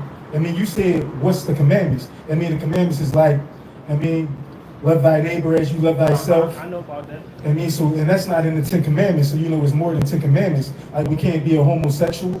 I mean, we can't eat pork, shrimp, crab, lobster. I mean, like, these I are, already know that, but I don't eat that. yeah, these are the commandments of God. I mean, bring this out, Ken. The book of Numbers, chapter 15, verse 37. And the Lord spake unto Moses, saying, Speak unto the children of Israel, and bid them that they make them fringes in the borders of their garments. You see what my brothers got on? You see what my brothers got on? Throughout their generations, and that they put upon the fringe of the borders a ribbon of blue. And you see that above the fringes on that border, that ribbon of blue? I mean, so this is a commandment. I just named a couple other commandments for you, but these are the commandments that we have to keep to be blessed by God. Bring it out. This is the book of 1 John chapter 3 and verse 4. Whosoever committeth sin, transgresseth also the law. For sin is the transgression of the law. So we got to know what sin is in order to know when we're doing bad by God.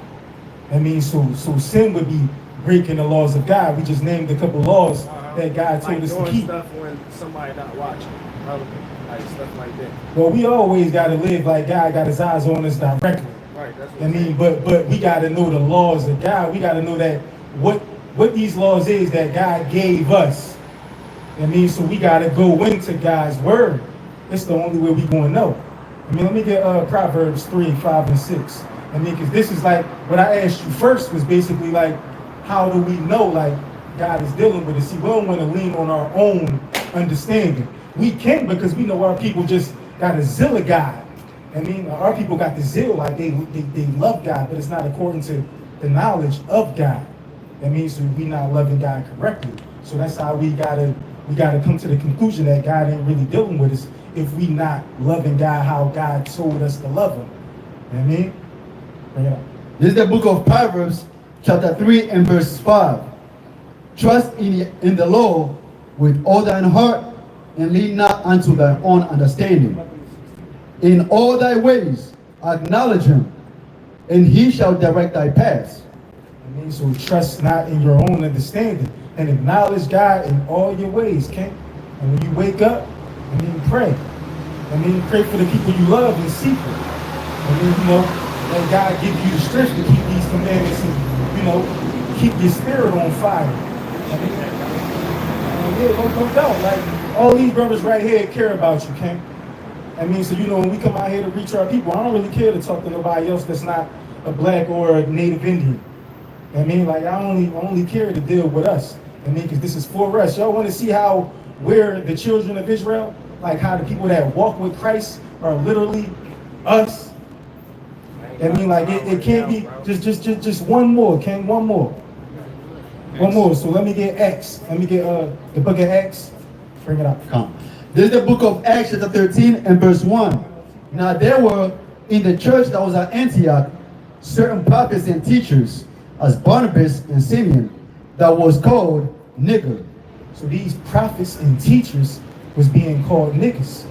I mean, this is the first time we see Romans, I mean, calling, I mean, the prophets and the teachers niggas. Now my brother gonna read it in the New Living Translation. That means so we can see what this word really means. I mean, we know how we use nigga, right? We use it for blacks and Hispanics. I mean, so now let my brother bring it out for you in a different translation so we can see that this word is something that we call each other. The book of Acts, chapter 13, verse 1 in the NLT. Among the prophets and teachers of the church at Antioch of Syria were Barnabas, Simeon, called the black man. We know who called the black man. It's not Arabs. It's not Chinese people. I mean, it's not so-called white people. It's not East Indians, even though they might be darker than me and you. I mean, they not called niggas. I mean, my brother asks him all the time. He asks East Indians, y'all know anybody in jail? They be like, no. Y'all know anybody ever got shot? They be like, no. They look at him and answer the question like he retarded for asking them that. No. Right? Y'all know anybody locked up? Anybody getting shot by stray bullets? They be like, no. You know anybody in jail? You know anybody in jail? You know anybody been shot? You know anybody been shot?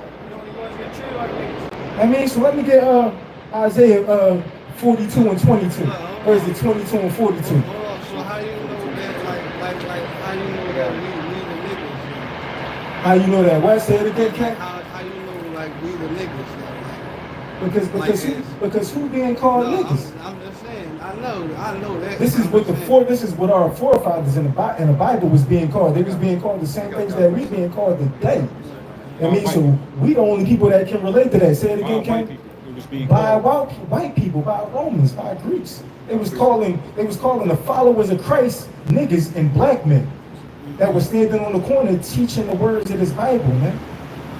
I mean, we the only people that can relate to being called that word by white people. I mean, let me get him first. Bring it out. This is the book of Deuteronomy, chapter 28, and verse 45. Moreover, all these curses shall come upon thee, and shall pursue thee, and overtake thee, till thou be destroyed. So we got blessings and curses that's going to come upon us for not keeping these commandments. Blessings for keeping them, curses for not keeping them. Because thou hearkenest not unto the voice of the Lord thy God, to keep his commandments and his statutes and his judgments that I command thee this day.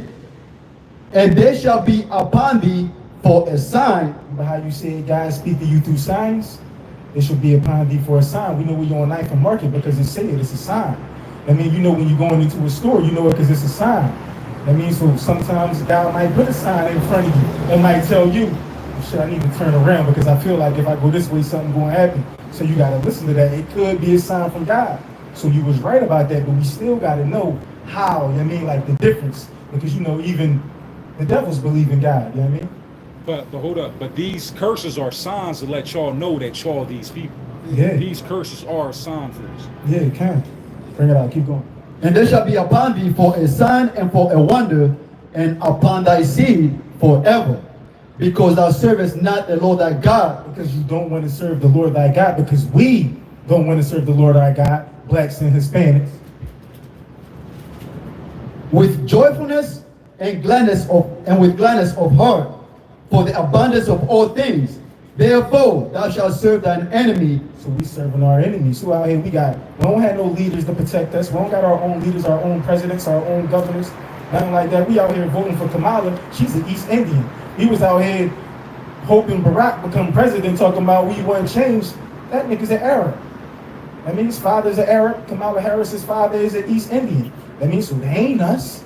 I mean, but we out here voting for our own oppression. I mean, which the Lord thy God shall send against thee in hunger and in thirst and in nakedness. So we got to go to our enemies to get food, I mean, for water, drink. I mean, we hitting these Chinese stores, they open all night. These Arabs got these 24-hour stores open all night. And who playing these corners? Who going in these stores? Who hanging out there all night giving their money to these Arabs and these Chinese people? Us. I mean, us. They come over here and they make a quick dollar, Ken. But you know, we don't go to our own people's stores. You know why? Because we rarely got them. I mean, And in nakedness and in want of all things. Nakedness, one of all things, clothing, everything. We need our enemies. And he shall put a yoke of iron upon thy neck. Who had yokes of iron upon their necks, shackled down. You know what I mean? Right? Until he have destroyed thee. I appreciate your time. Kings, bring this out. Love you, King. Y'all be safe out here. It's the book of Deuteronomy, chapter Listen as y'all walk. 28, verse 68. And the Lord shall bring thee into Egypt again with ships. Who traveled on ships, King? Who traveled on ships out of their land into another land? What slaves was that? Y'all. By the way whereof I spake unto thee, thou shalt see it no more again. And there ye shall be sold unto your enemies for bondmen and bondwomen, and no man shall buy you. Nobody gonna redeem y'all, man. Y'all was sold, y'all enemies sold y'all, man. As bondmen and bondwomen, man. The so-called white people, man. Even Africans, man. Africans ain't our people, man. They got a hold of us and sold us to white people, man. So we gotta stop acting like this African culture and heritage is ours. Holding on to things, man. They got a hold of us. They got a strong hold on us, man. And this ain't what we supposed to be representing, man. Let me get Deuteronomy 11 and 16. Let me get Numbers 15 and 39.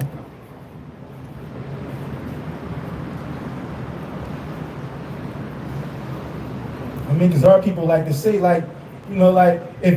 if God is in people's heart, and you believe in this Bible, the guy that speaks to you, that's telling you, that's giving you direction in your heart, would he be telling me the same things if I'm going into this Bible to learn about the direction of God? Because your heart could be telling you something different than God's word. Can't your heart tell you something different than what God got for you? Because your heart is all about emotion. Emotion and what you feel. But God got laws and commandments to protect us from that. The book of Deuteronomy, chapter 11, verse 16. Take heed to yourselves that your heart be not deceived, and ye turn aside and serve other gods and worship them. So your heart can lead you into idolatry. Your heart can take you away from a God that told you he got you and got you only, and make you go serve other guys like Allah, like Buddha, and just walk around talking about I'm spiritual. And you can say I believe in science, which was given to us by a white man. But this Bible is not a religious book, it's a heritage. And we're supposed to keep these laws and these commandments religiously.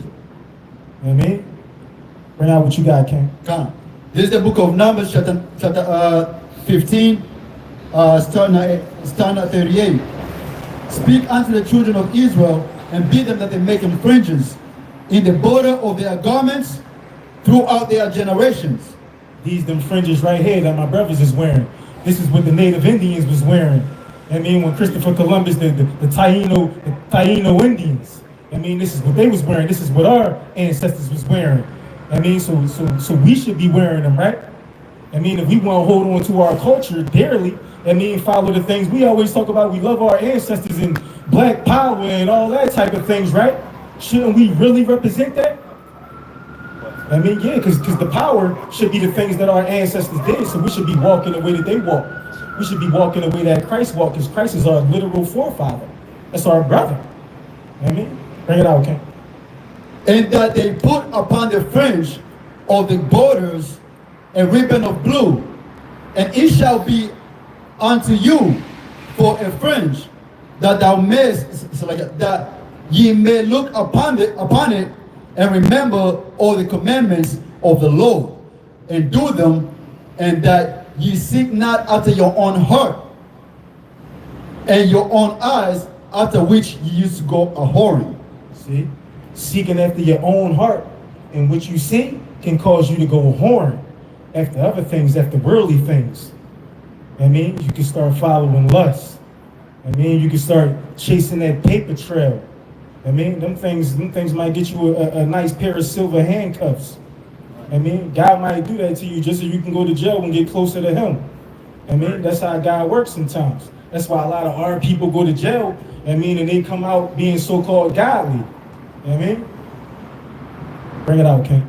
The book of Hosea, chapter 4, verse 6. My people are destroyed for lack of knowledge. Our people are destroyed for lack of knowledge because we believe in anything. We believe in anything. We all out here walking different walks, but we the same people, bro.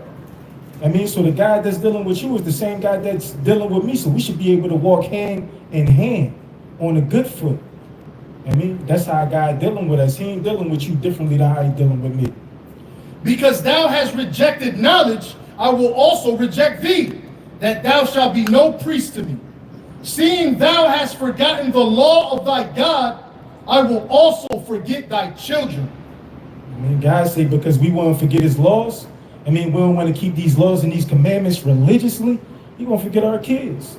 I mean, that's why you got grandparents burying grandchildren. We got grandchildren outliving, I mean, the grandkids.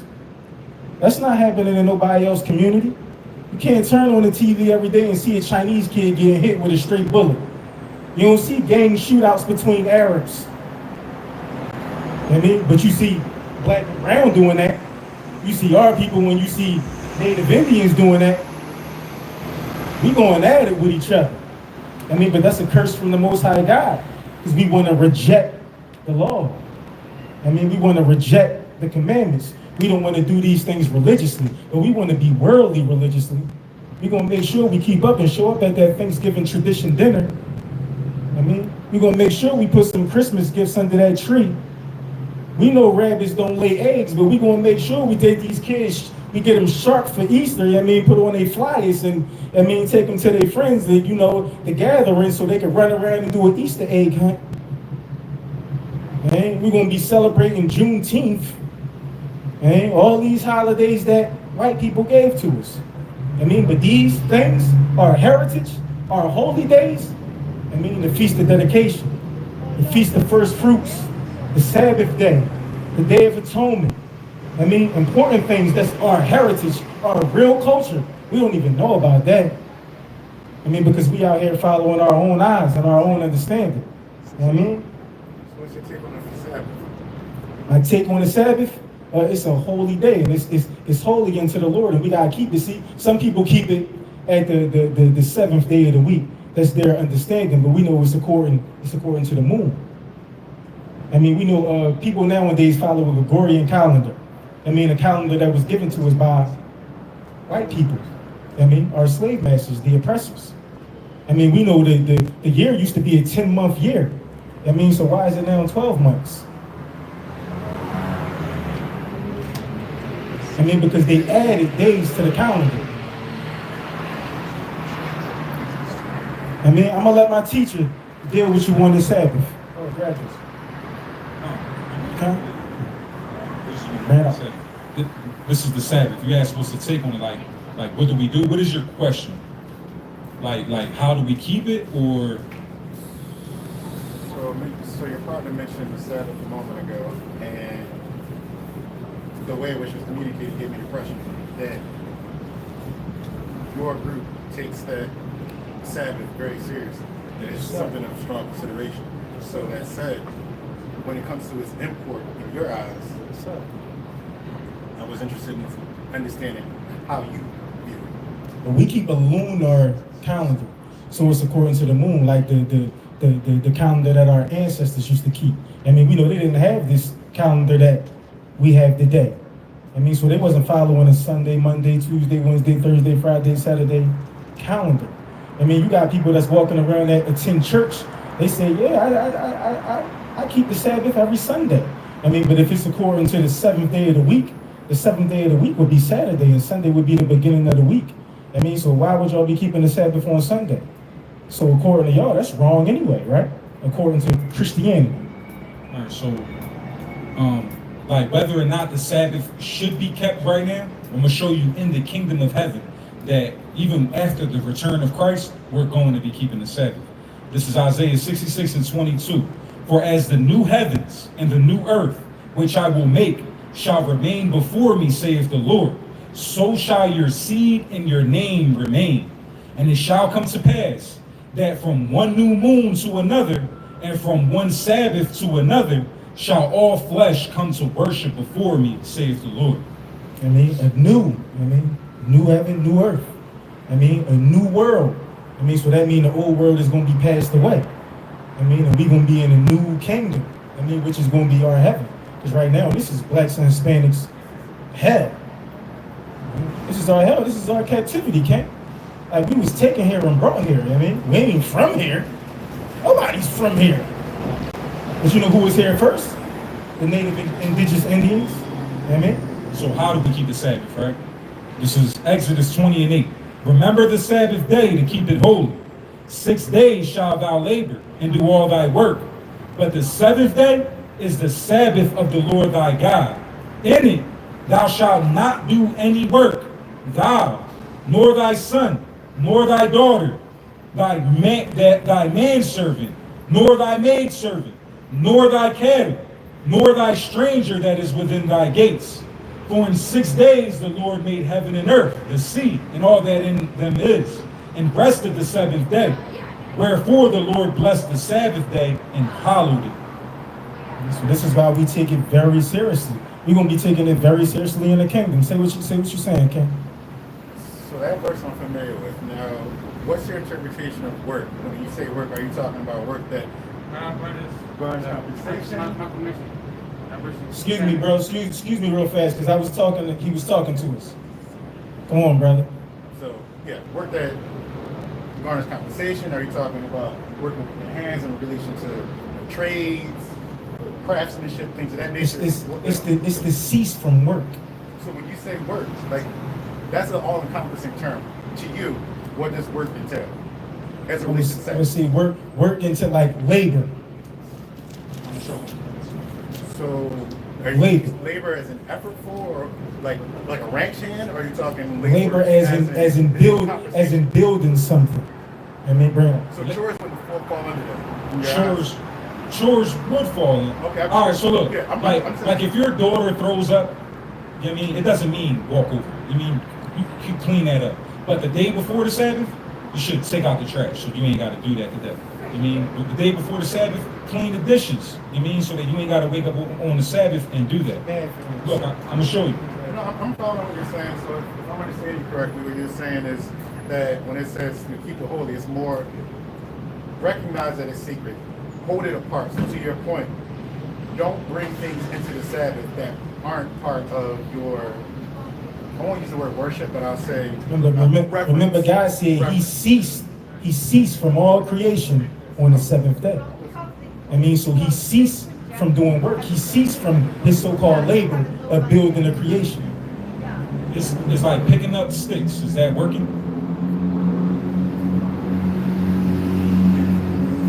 Again, that's up for interpretation. If you're picking up sticks because your job is to be a day laborer, or your job is to keep the grounds, you're groundskeeping. Absolutely. Yeah, So what if it has nothing to do with being a groundskeeper? In that particular instance, like you were saying, even with the vomit example, if you're picking up the sticks, maybe you're keeping a tidy home, whatever the case may be. If that's just something that you're doing, and it has nothing to do with compensation, it has nothing to do with what you labor in terms of how you make your way in the world, okay, then I think that you're not going against it. Okay, so you're interpreting work to have to do with compensation, right? Well, that would be the obvious correlation to what work is, but again, I'm open to for you. So I'm gonna show you what would happen here. This is Numbers 15 and 32. And while the children of Israel were in the wilderness, they found a man that gathered sticks upon the Sabbath day. And they that found him gathering sticks brought him unto Moses and Aaron and unto all the congregation. And they put him inward, because it was not declared what should be done to him. And the Lord said unto Moses, the man shall be surely put to death. All the congregation shall stone him with stones without a king. So this is how serious it is. This man had nothing to do with the compensation. He wasn't getting paid for gathering these sticks. But because he was gathering sticks on the Sabbath day, the Lord declared a judgment of death upon him. So it's not about a compensation. It's about a day of rest. The Sabbath day being a day of rest. So that day, we don't work out. We don't pick up sticks. We don't pick up a broom, a mop. The day is going to be over soon. right? Soon that day is going to be over. And once that Sabbath day is over, then we can continue with our daily duties. So, We keep the commandments. no, if I'm following what you're saying about keeping the commandments, it's more that that individual with the sticks didn't treat the Sabbath with the reverence that was expected. And if you wanted to use a different verse in terms of people not treating things with reverence, you could probably take it to Moses, and when he struck the stone twice. Yeah. He struck the stone the second time out of anger. No. He was told to do it once. No, he was told to speak to the stone. He said, tell the stone what to do and it was going to flow out water. What he did was struck it. And because he disobeyed the command and he was frustrated, out of frustration, he disobeyed the command. That's the most important part. Because the frustration that he displayed wasn't in keeping with the position that he held. And then he dealt with some consequences that people would think pretty extreme. But, that's the way it was. We all hold that position. Us being the children of Israel, us being God's set apart people, we all hold that sin. That's why this man was killed for picking up the sticks. Because he didn't obey a command, just like Moses. Moses, he disobeyed that command and altered what God told him to do. And that's what God got him to do. If one person sin in the wilderness among all the Israelites, God gonna punish everybody. 600,000 Israelites was killed in the wilderness. Over 600,000. And the new 600,000 was brought in that walked into the kingdom. Only 2 people of the original 600,000, which was Caleb and Joshua, walked in, the original people that came out of Egypt. Everybody else was the descendants of the original people. Moses didn't even walk in. Yeah, I mean, that's the thing that people take the most note of, is that he brought the people out of Israel, but then he get to the promised land. So think about Moses being chosen, right? Moses being a priest. Most High killed him for disobedience. How much more us? How much more should we keep these commandments? Because Moses was a friend of God. Moses was the most humblest man on the earth. And he got put to death for his disobedience. So how should we move according to God's will? This is why our children is dying. This is why we fill up these prison houses. And this is why we're the greatest people on this earth. We don't know who we are. We don't know our original language. The last names we have is a slave master's last name. And we name our children after this family name. Now, that leads me to my ultimate question, which is, y'all consistent about coming out here and preaching the word and what have you, you guys being the lone voice in the wilderness, so to speak. That said, is the aim for these teachings, what have you, for people to take this and hold themselves to a higher standard? Because like everything I've heard in the time that I've traversed this street. I mean, Ecclesiastes 12 and 13. No, finish. No, I was saying everything I've heard up to this point, I feel like falls. You saying what's the whole? You saying what's the whole point? All end all be all. Like, what's the point of us coming out here? No, when I say, just so we're clear, when I say, what's the point? It's not like from a point of no. like disrespect. It's more from like, what is this all stemming from? You know what I mean? Like this is purposeful. I mean, y'all are clearly, work in concert. It's stemming from us. Get this message out. It's stemming from us being in the land of our captivity. Right up. All right, this is the whole reason why.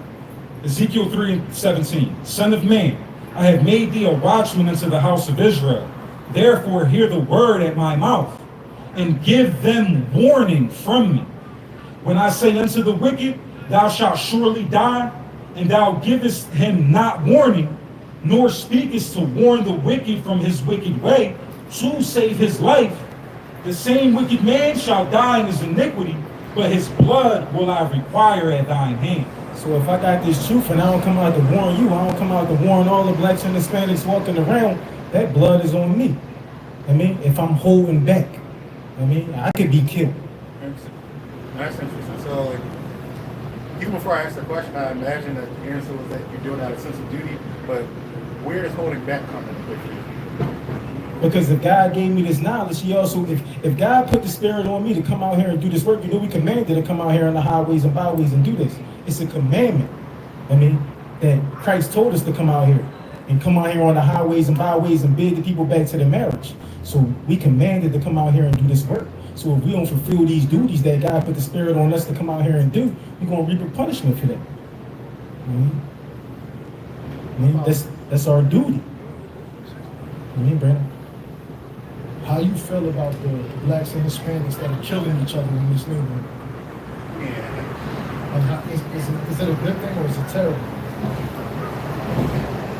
That's a hard one to argue. No one, I don't think. I mean, there's people who are pro guns and pro what have you, but I don't think people are pro murder. Our people, our young kids are killing each other out in these streets.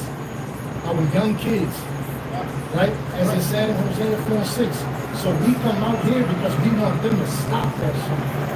And if we don't come out here, then we don't give a fuck like everybody else. So I'm gonna answer your question. Good portion. That his house is something I think about quite often. And in relation to a childhood friend who lost his life as a result of people from his neighborhood, probably people who look like him, because he was out. We were talking about, corners or what have you. He engaged in certain activities that brought about his end. So the short answer is no. I'm not a fan of that situation. But so if he seeks them to keep God's commandments, none of that would happen. Because do you know that's a curse? That we will be evil towards one another and kill one another. That's a curse.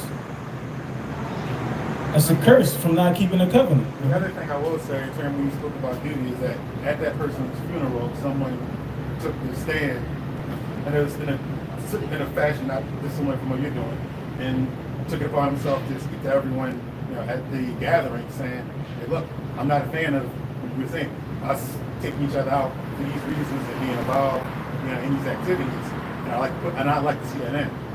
See, but the thing is, what I was talking about, like my lesson was basically about it's not leaning unto our own understanding. So if that brother got up, took the microphone or whatever, and he just started to speak out like about his feelings, like we shouldn't be doing this to each other and all this, he ain't saying nothing wrong. But the thing is, we gotta turn back, we gotta repent and come back to God and do what God told us to do, and these things will stop happening. See, when we try to do it according to our own understanding, we've been trying to do this for years. The Black Panther movement, all these movements been trying to come together and get us to stop harming each other. But it's not going to work without God. What haven't we tried? All the protests, all the rallying, all the so-called Black history heroes we got, Black Lives Matter, we done tried everything, Ken. You know what we didn't try? Coming together as a people and keeping these laws and these commandments. That's the one thing that we didn't do. We don't know if that's going to work. You know what I mean? And that's the one thing we all front our nose at and we come and we question. But if we do this, like this power in this, like we got so much, we so strong, and like if we come together, you see, we try and come together without the understanding of God, without how God told us to come together. These laws and these commandments will bring us together. And we don't gotta wait until a brother dies for somebody to get up and speak. We should speak now before things happen so that we can try to divert these situations from occurring. Well, he was just bringing out in the book of Ezekiel. We gotta warn the people to get the blood off our hands. Because if I learn some truth and I don't come out here to give it to a brother like you, my brother, that you're supposed to share this walk with me, and righteousness with me. If I don't share it with you, if I hide my hand, knowing I got this wisdom from God, but I hide my hand, I don't want to give you the wisdom. I want to keep it to myself so I can seem like I'm wise. Oh, that ain't, that's not what we commanded to do. We got this duty, and we got to share it with our brethren and our sisters. It's a commandment, okay? And we keep the commandments. We take all of them seriously. Also, bearing your talent. You know what I'm saying? That's in the parable of the talent. If you're not multiplying your talents, which is doubling up on your works. Exactly. You're referring to the story of the 10 talents, correct? Yeah, exactly. Then I see the interplay between what you just said, your contribution. Now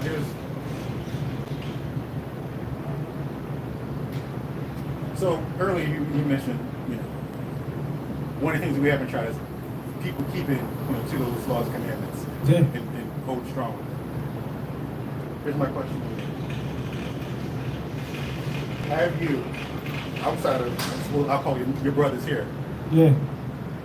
have you found a community of individuals who not only profess to keep the laws and commandments, but you find uphold it both publicly and privately? Have you found a community? It's a lot of us. It's a lot of us. We all might be different Israelite camps, communities. But yeah, it's a lot of us. It's a lot of us. But see, we ain't on our own time. We on God's time. Meaning God is going to redeem us and rescue us and save us from our captivity when God, when that time is for God to do it. These are brothers who believe, right? That's brothers who believe. Just listen. We got all of our friends part of these brothers out there. Save and separate from us. We got to endure to the end.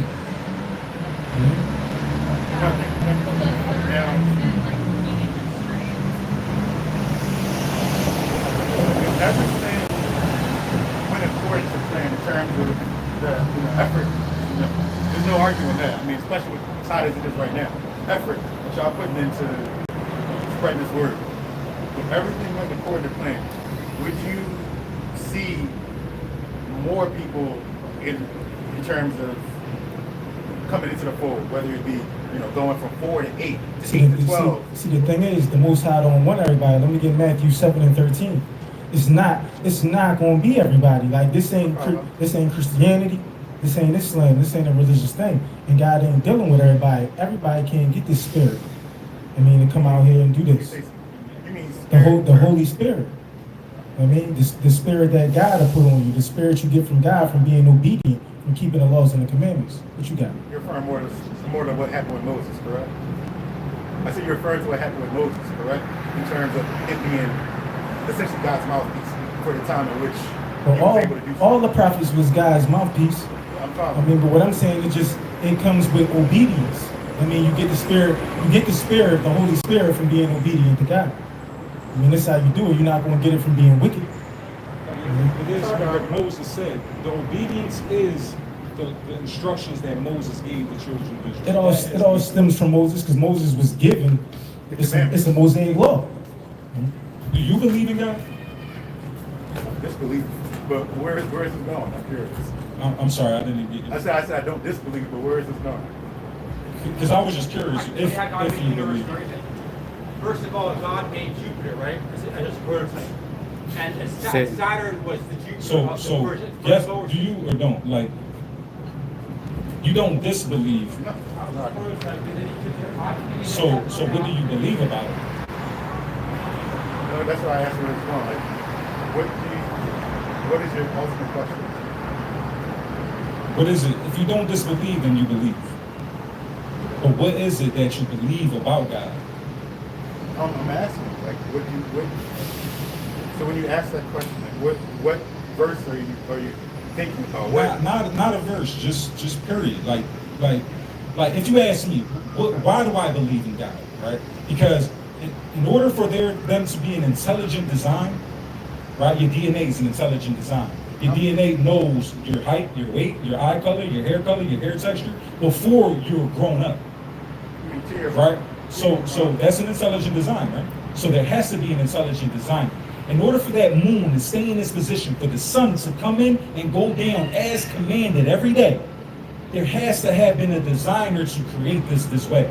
A tree to produce oxygen, a tree to grow in dirt, a seed to be in that dirt, rain to come down from God to grow, to water that tree so it can grow, so we can breathe. Right? This system is not by an accident. Right? So now, what we got to do is believe, what God do we believe in, right? Because there's multiple gods, right? This Bible has prophecies that has came to pass. There's over 40 different authors in this Bible. There was in different time periods. There was in different lands. There was different people in different ages.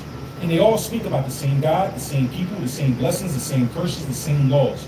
Nowhere in this world can you put 40 people in the same room, give them one topic to talk about, and they all cohesively speak on the same subject.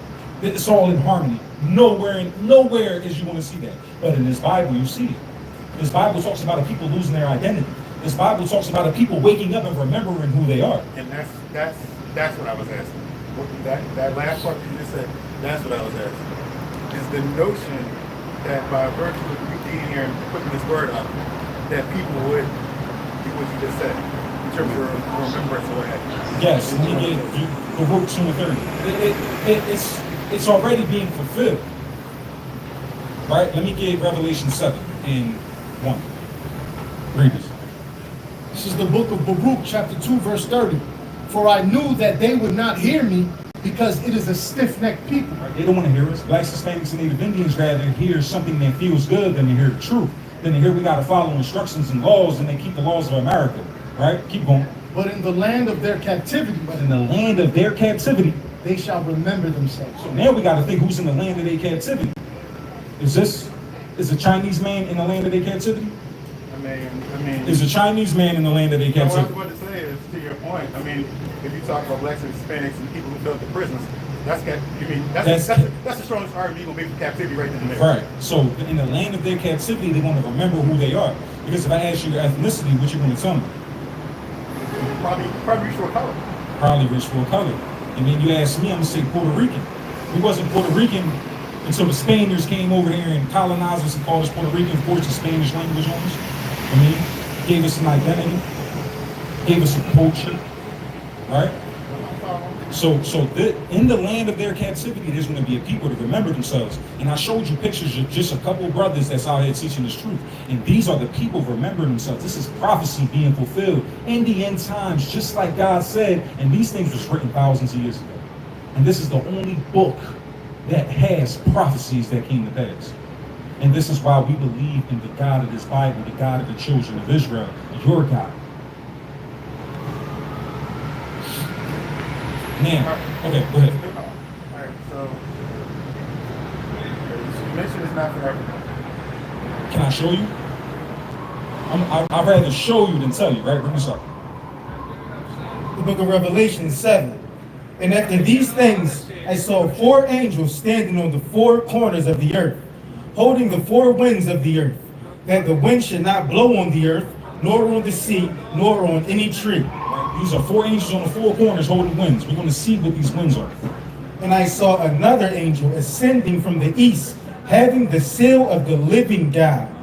And he cried with a loud voice to the 4 angels, to whom it was given to hurt the earth and the sea. The 4 angels on the 4 corners are holding destruction. Keep going.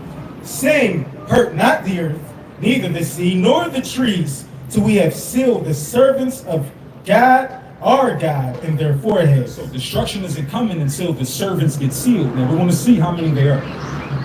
And I heard the number of them which were sealed, and there were sealed 144,000 of all the children of Israel. So there's 144,000 servants that's going to be serving God that the angel is going to seal before destruction comes. So 144,000 is a very small number to the billions of people that's on this earth. So it's not for everybody. It's only a set number that God is sealing, the elect. And we're out here hoping that a brother like you is one of these elect so that we can get this destruction on and going. Because this destruction is our salvation. How did Moses deliver the children of Israel? There was a destroyer that went over the land and caused all these plagues and killed the firstborn of all the Egyptians to deliver the children of Israel out of their captivity. But this time it's going to be with fire, thermonuclear destruction. And then we see this already happening again. China, Russia, North Korea, Iran, Palestine, all these nations is aiming their missiles at this land. And this is how this land is going to become desolate with fire. And it's going to burn the elements and melt them. I appreciate it. I think you answered my questions. You got any other questions? I think that was it. Do you believe in God? I asked the question, but I'm sure again. Yes or no? Tell me, Ken, do you believe in God? Yes or no? Again, I'm just asking where you're going with this. Do you believe in God? Yes or no? I'm following what I'm saying is where you're going. Why is it so hard, Ken? Who do you follow? I'm saying I'm following what you're saying, but that answer leads to another point. What is the point that you want to make? I really just want to know. Because you're my brother. And I'm trying to wash my hands, dude. Because if you don't believe in him, I want to know why you don't. What has caused you to not believe? So that we can go to the scriptures and answer all the doubts that you have. To give you an answer for every question that you have. In hopes that you turn to your God and be obedient. Well, do you believe no, in I'm God? saying, fortunately, you have to give me the hard stuff, and I say that, respectfully, but, I'm following, so, on that Can you just tell me, Kim?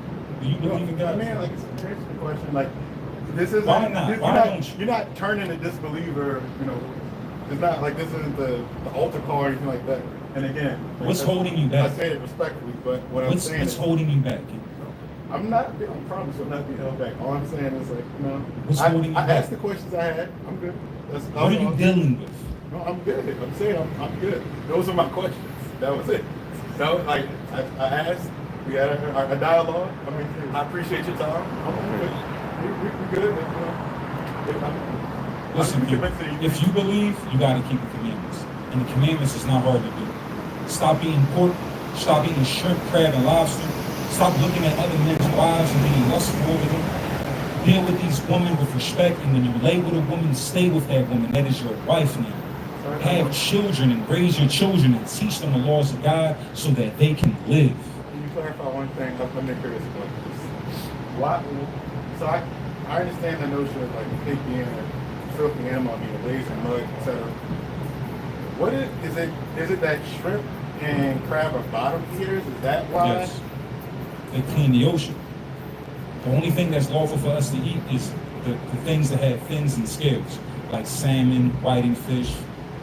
There's discrepancies about tilapia because they say that's a lab-grown fish. Anything that has fins and scales is lawful for us to eat. So you're saying it's all good for being like what isn't unclean? Anything else would be unclean. The salmon is clean. Things with fins and scales. So what's your take on kosher food and stuff like that? Like how animals is done away, like how it's like life is in. Do y'all have an opinion on that? Yeah, so we have to. I'm gonna show you because nothing will be our opinion. Like when you ask us a question, we want to answer it with the scriptures. You know what I mean? I mean that's true for answer. So I got you.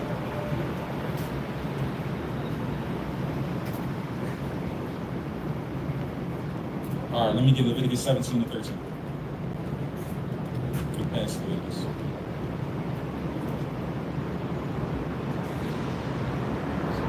(17 and 13). Let me see.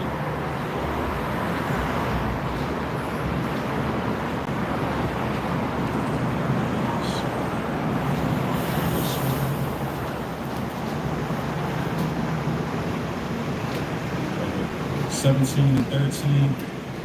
Are y'all both looking for verses? Yeah, bring it up. Are you your partner looking for verses right now? Yes. The book of Leviticus, chapter 17, verse 13. And whatsoever man there be of the children of Israel, or of the strangers that sojourn among you, which hunteth and catcheth any beast or fowl that may be eaten, it shall even pour out the blood thereof and cover it with dust. For it is the life of all flesh, the blood of it is for the life thereof. Therefore I said unto the children of Israel, ye shall eat the blood of no manner of flesh. For the life of all flesh is the blood thereof. Whosoever eateth it shall be cut off. So what we got to do, we have to slay that animal. We can't eat an animal that dies of itself. If it's sick, roadkill, those kind of animals, the law tells us that we're not allowed to eat. So we have to hunt for our food. And we have to slay that animal and spill its blood on the dirt and then cover the blood with the blood with dirt. And then we have to cook that animal well done because we're not allowed to eat with any blood. Now, I'm familiar with that Leviticus is the book of essentially rules. That said,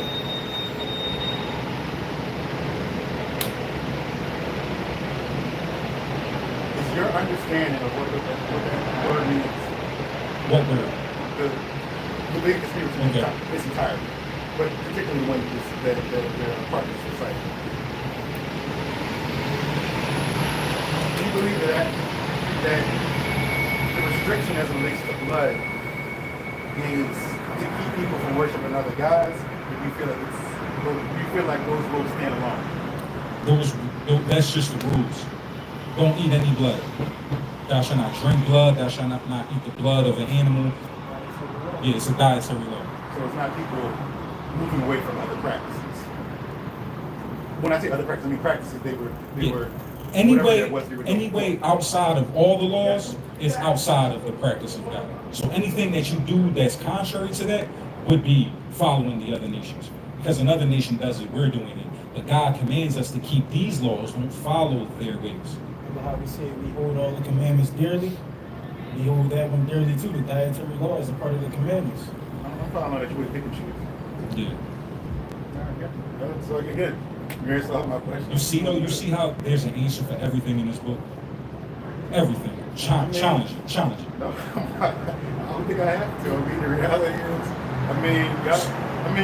what is it? I don't know how long I've been standing here, but all praises the whole time that I've been going, too much strong. I mean, I'm bouncing off each other verse after verse. I mean, it's been, I would say, seamless in my estimation. So, I mean, again, I don't think I have to challenge whether or not you can reach for a verse to touch on every You got a phone, you want to take our information? You want to take our information, you can check our channel out and just, If you want to learn, you'll find other Israelite channels. You can open up your phone and you can just scan it. Or Facebook, YouTube, my phone number. Particularly YouTube, it's a channel. So YouTube, you can open up the Saints 144K and it'll have that logo on it. So this is our YouTube. Yeah. If I see the thumbnail, that's it's the Saints 144K. Yeah, so if you look up the channel, I'll find the thumbnail. So at the Saints 144K. You're an educated brother. I mean, you don't want to say clearly and plainly that you believe in God or not believe in God, but it seems like you got the common knowledge to know that God is real. You don't want to condemn yourself. So the thing is, right? Watch that. Yeah, there's something moving there. So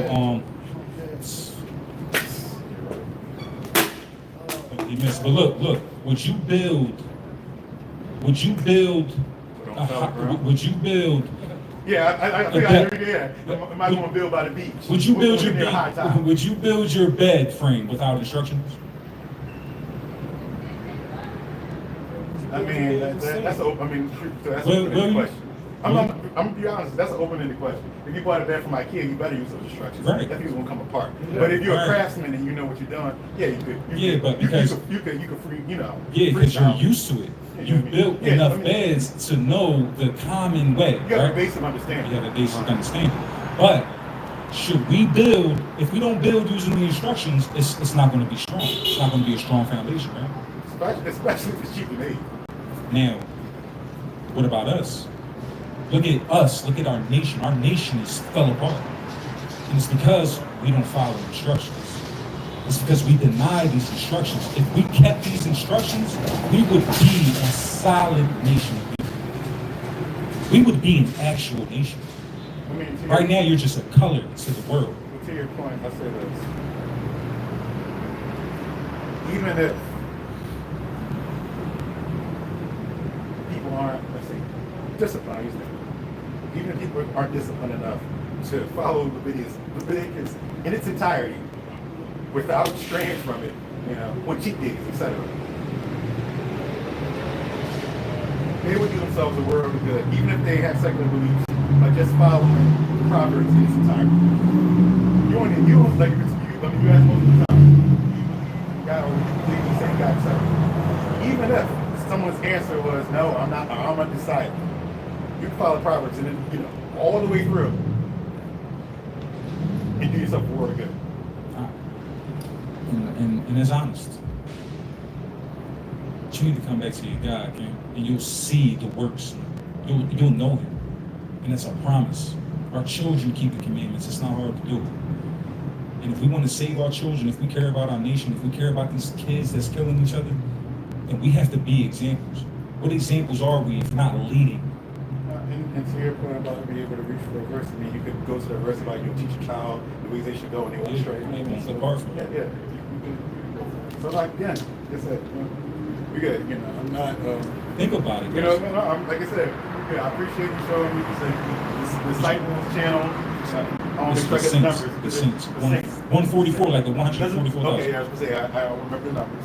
144K for the thousand. Right. Let me show you. So you said just going by the book of Proverbs, people would be in a lot better shape, correct? Yeah. I agree with you. And the book of Proverbs is my favorite book. Now Same check here. this out. This is the book of Proverbs, chapter 28, verse 4. They that forsake the law praise the wicked, but such as keep the law contend with them. Continuing. Meaning there's going to be people that don't follow the laws and they forsake the laws. So they are praising the wicked. But then there's going to be a group that are following the laws and they're going to contend with them saying, no, you have to keep the laws. I see. See what I'm saying?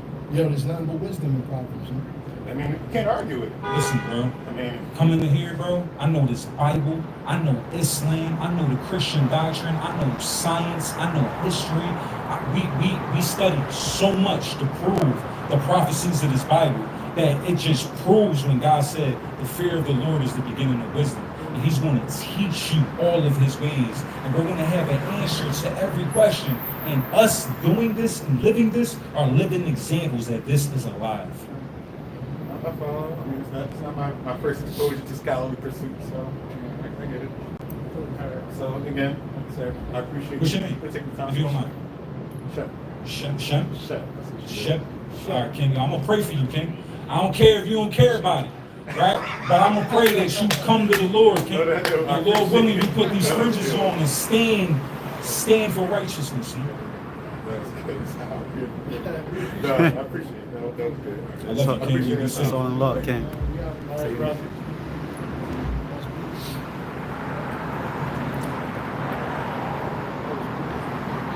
Yeah, that was a beautiful All dialogue. praises.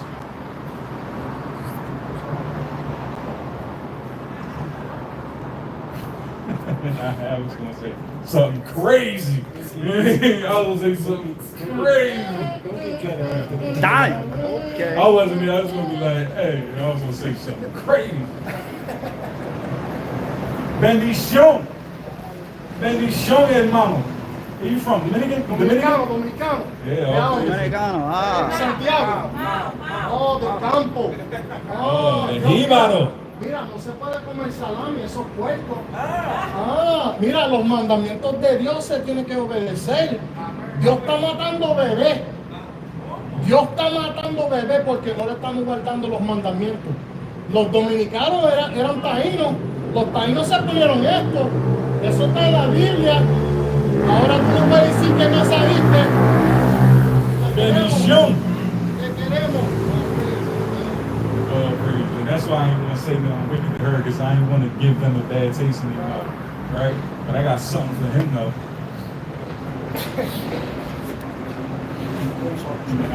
Oh, praises, man. Listen, man, we come out here for blacks, Hispanics, and Native Indians. You don't fit that. And with that, we're going to say, call out with doth all praises to the Most High God. See, our God is your devil. And we give all praise to the God of blacks, Hispanics, and Native Indians. And if you ain't black, Hispanic, and Native Indian, king, then guess what? You destined for destruction and captivity. So all praises for the Most High God, man, whose true name is Yahweh. In the name of Yahweh Shah, whom the world ignorantly calls Jesus Christ. And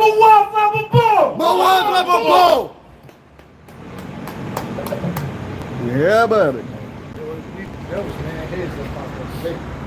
always here. Always here. It's like fucking 15th Street is like, God is about to judge that motherfucking place. I hope so, man. I want no fucking 18-wheeler run over that place.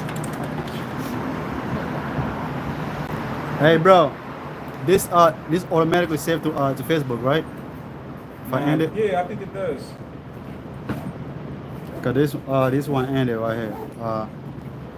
I didn't end this one, cause I don't know how that works. I think that's all. My rock hurt him.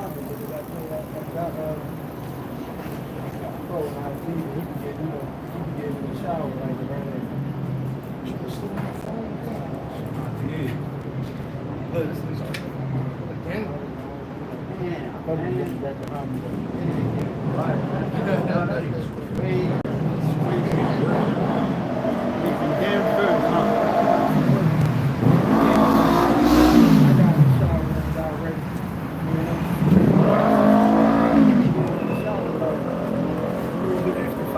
what I do on my way, like coming down here.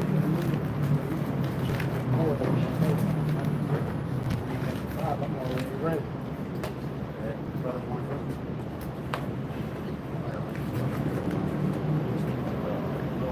Better stop giving niggas pretzels on Saturday.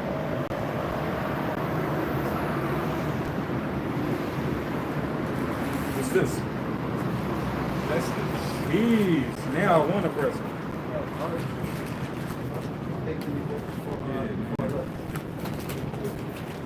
Conservatives and hippies. The whole book bag got there. Them roaches be flying, nigga. He said he went up wrestling. He said, oh, crazy.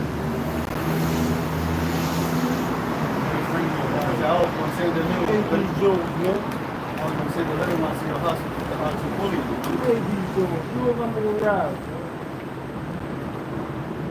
Somebody else twisted, but I think.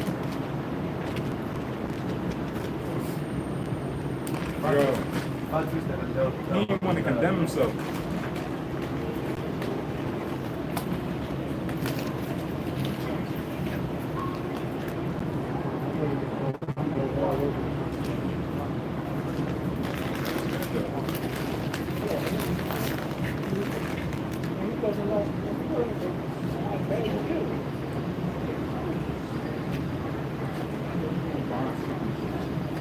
Hey, bro, you want me to end these, John? Yeah, we got us on there eating pretzels. Definitely got this guy right here.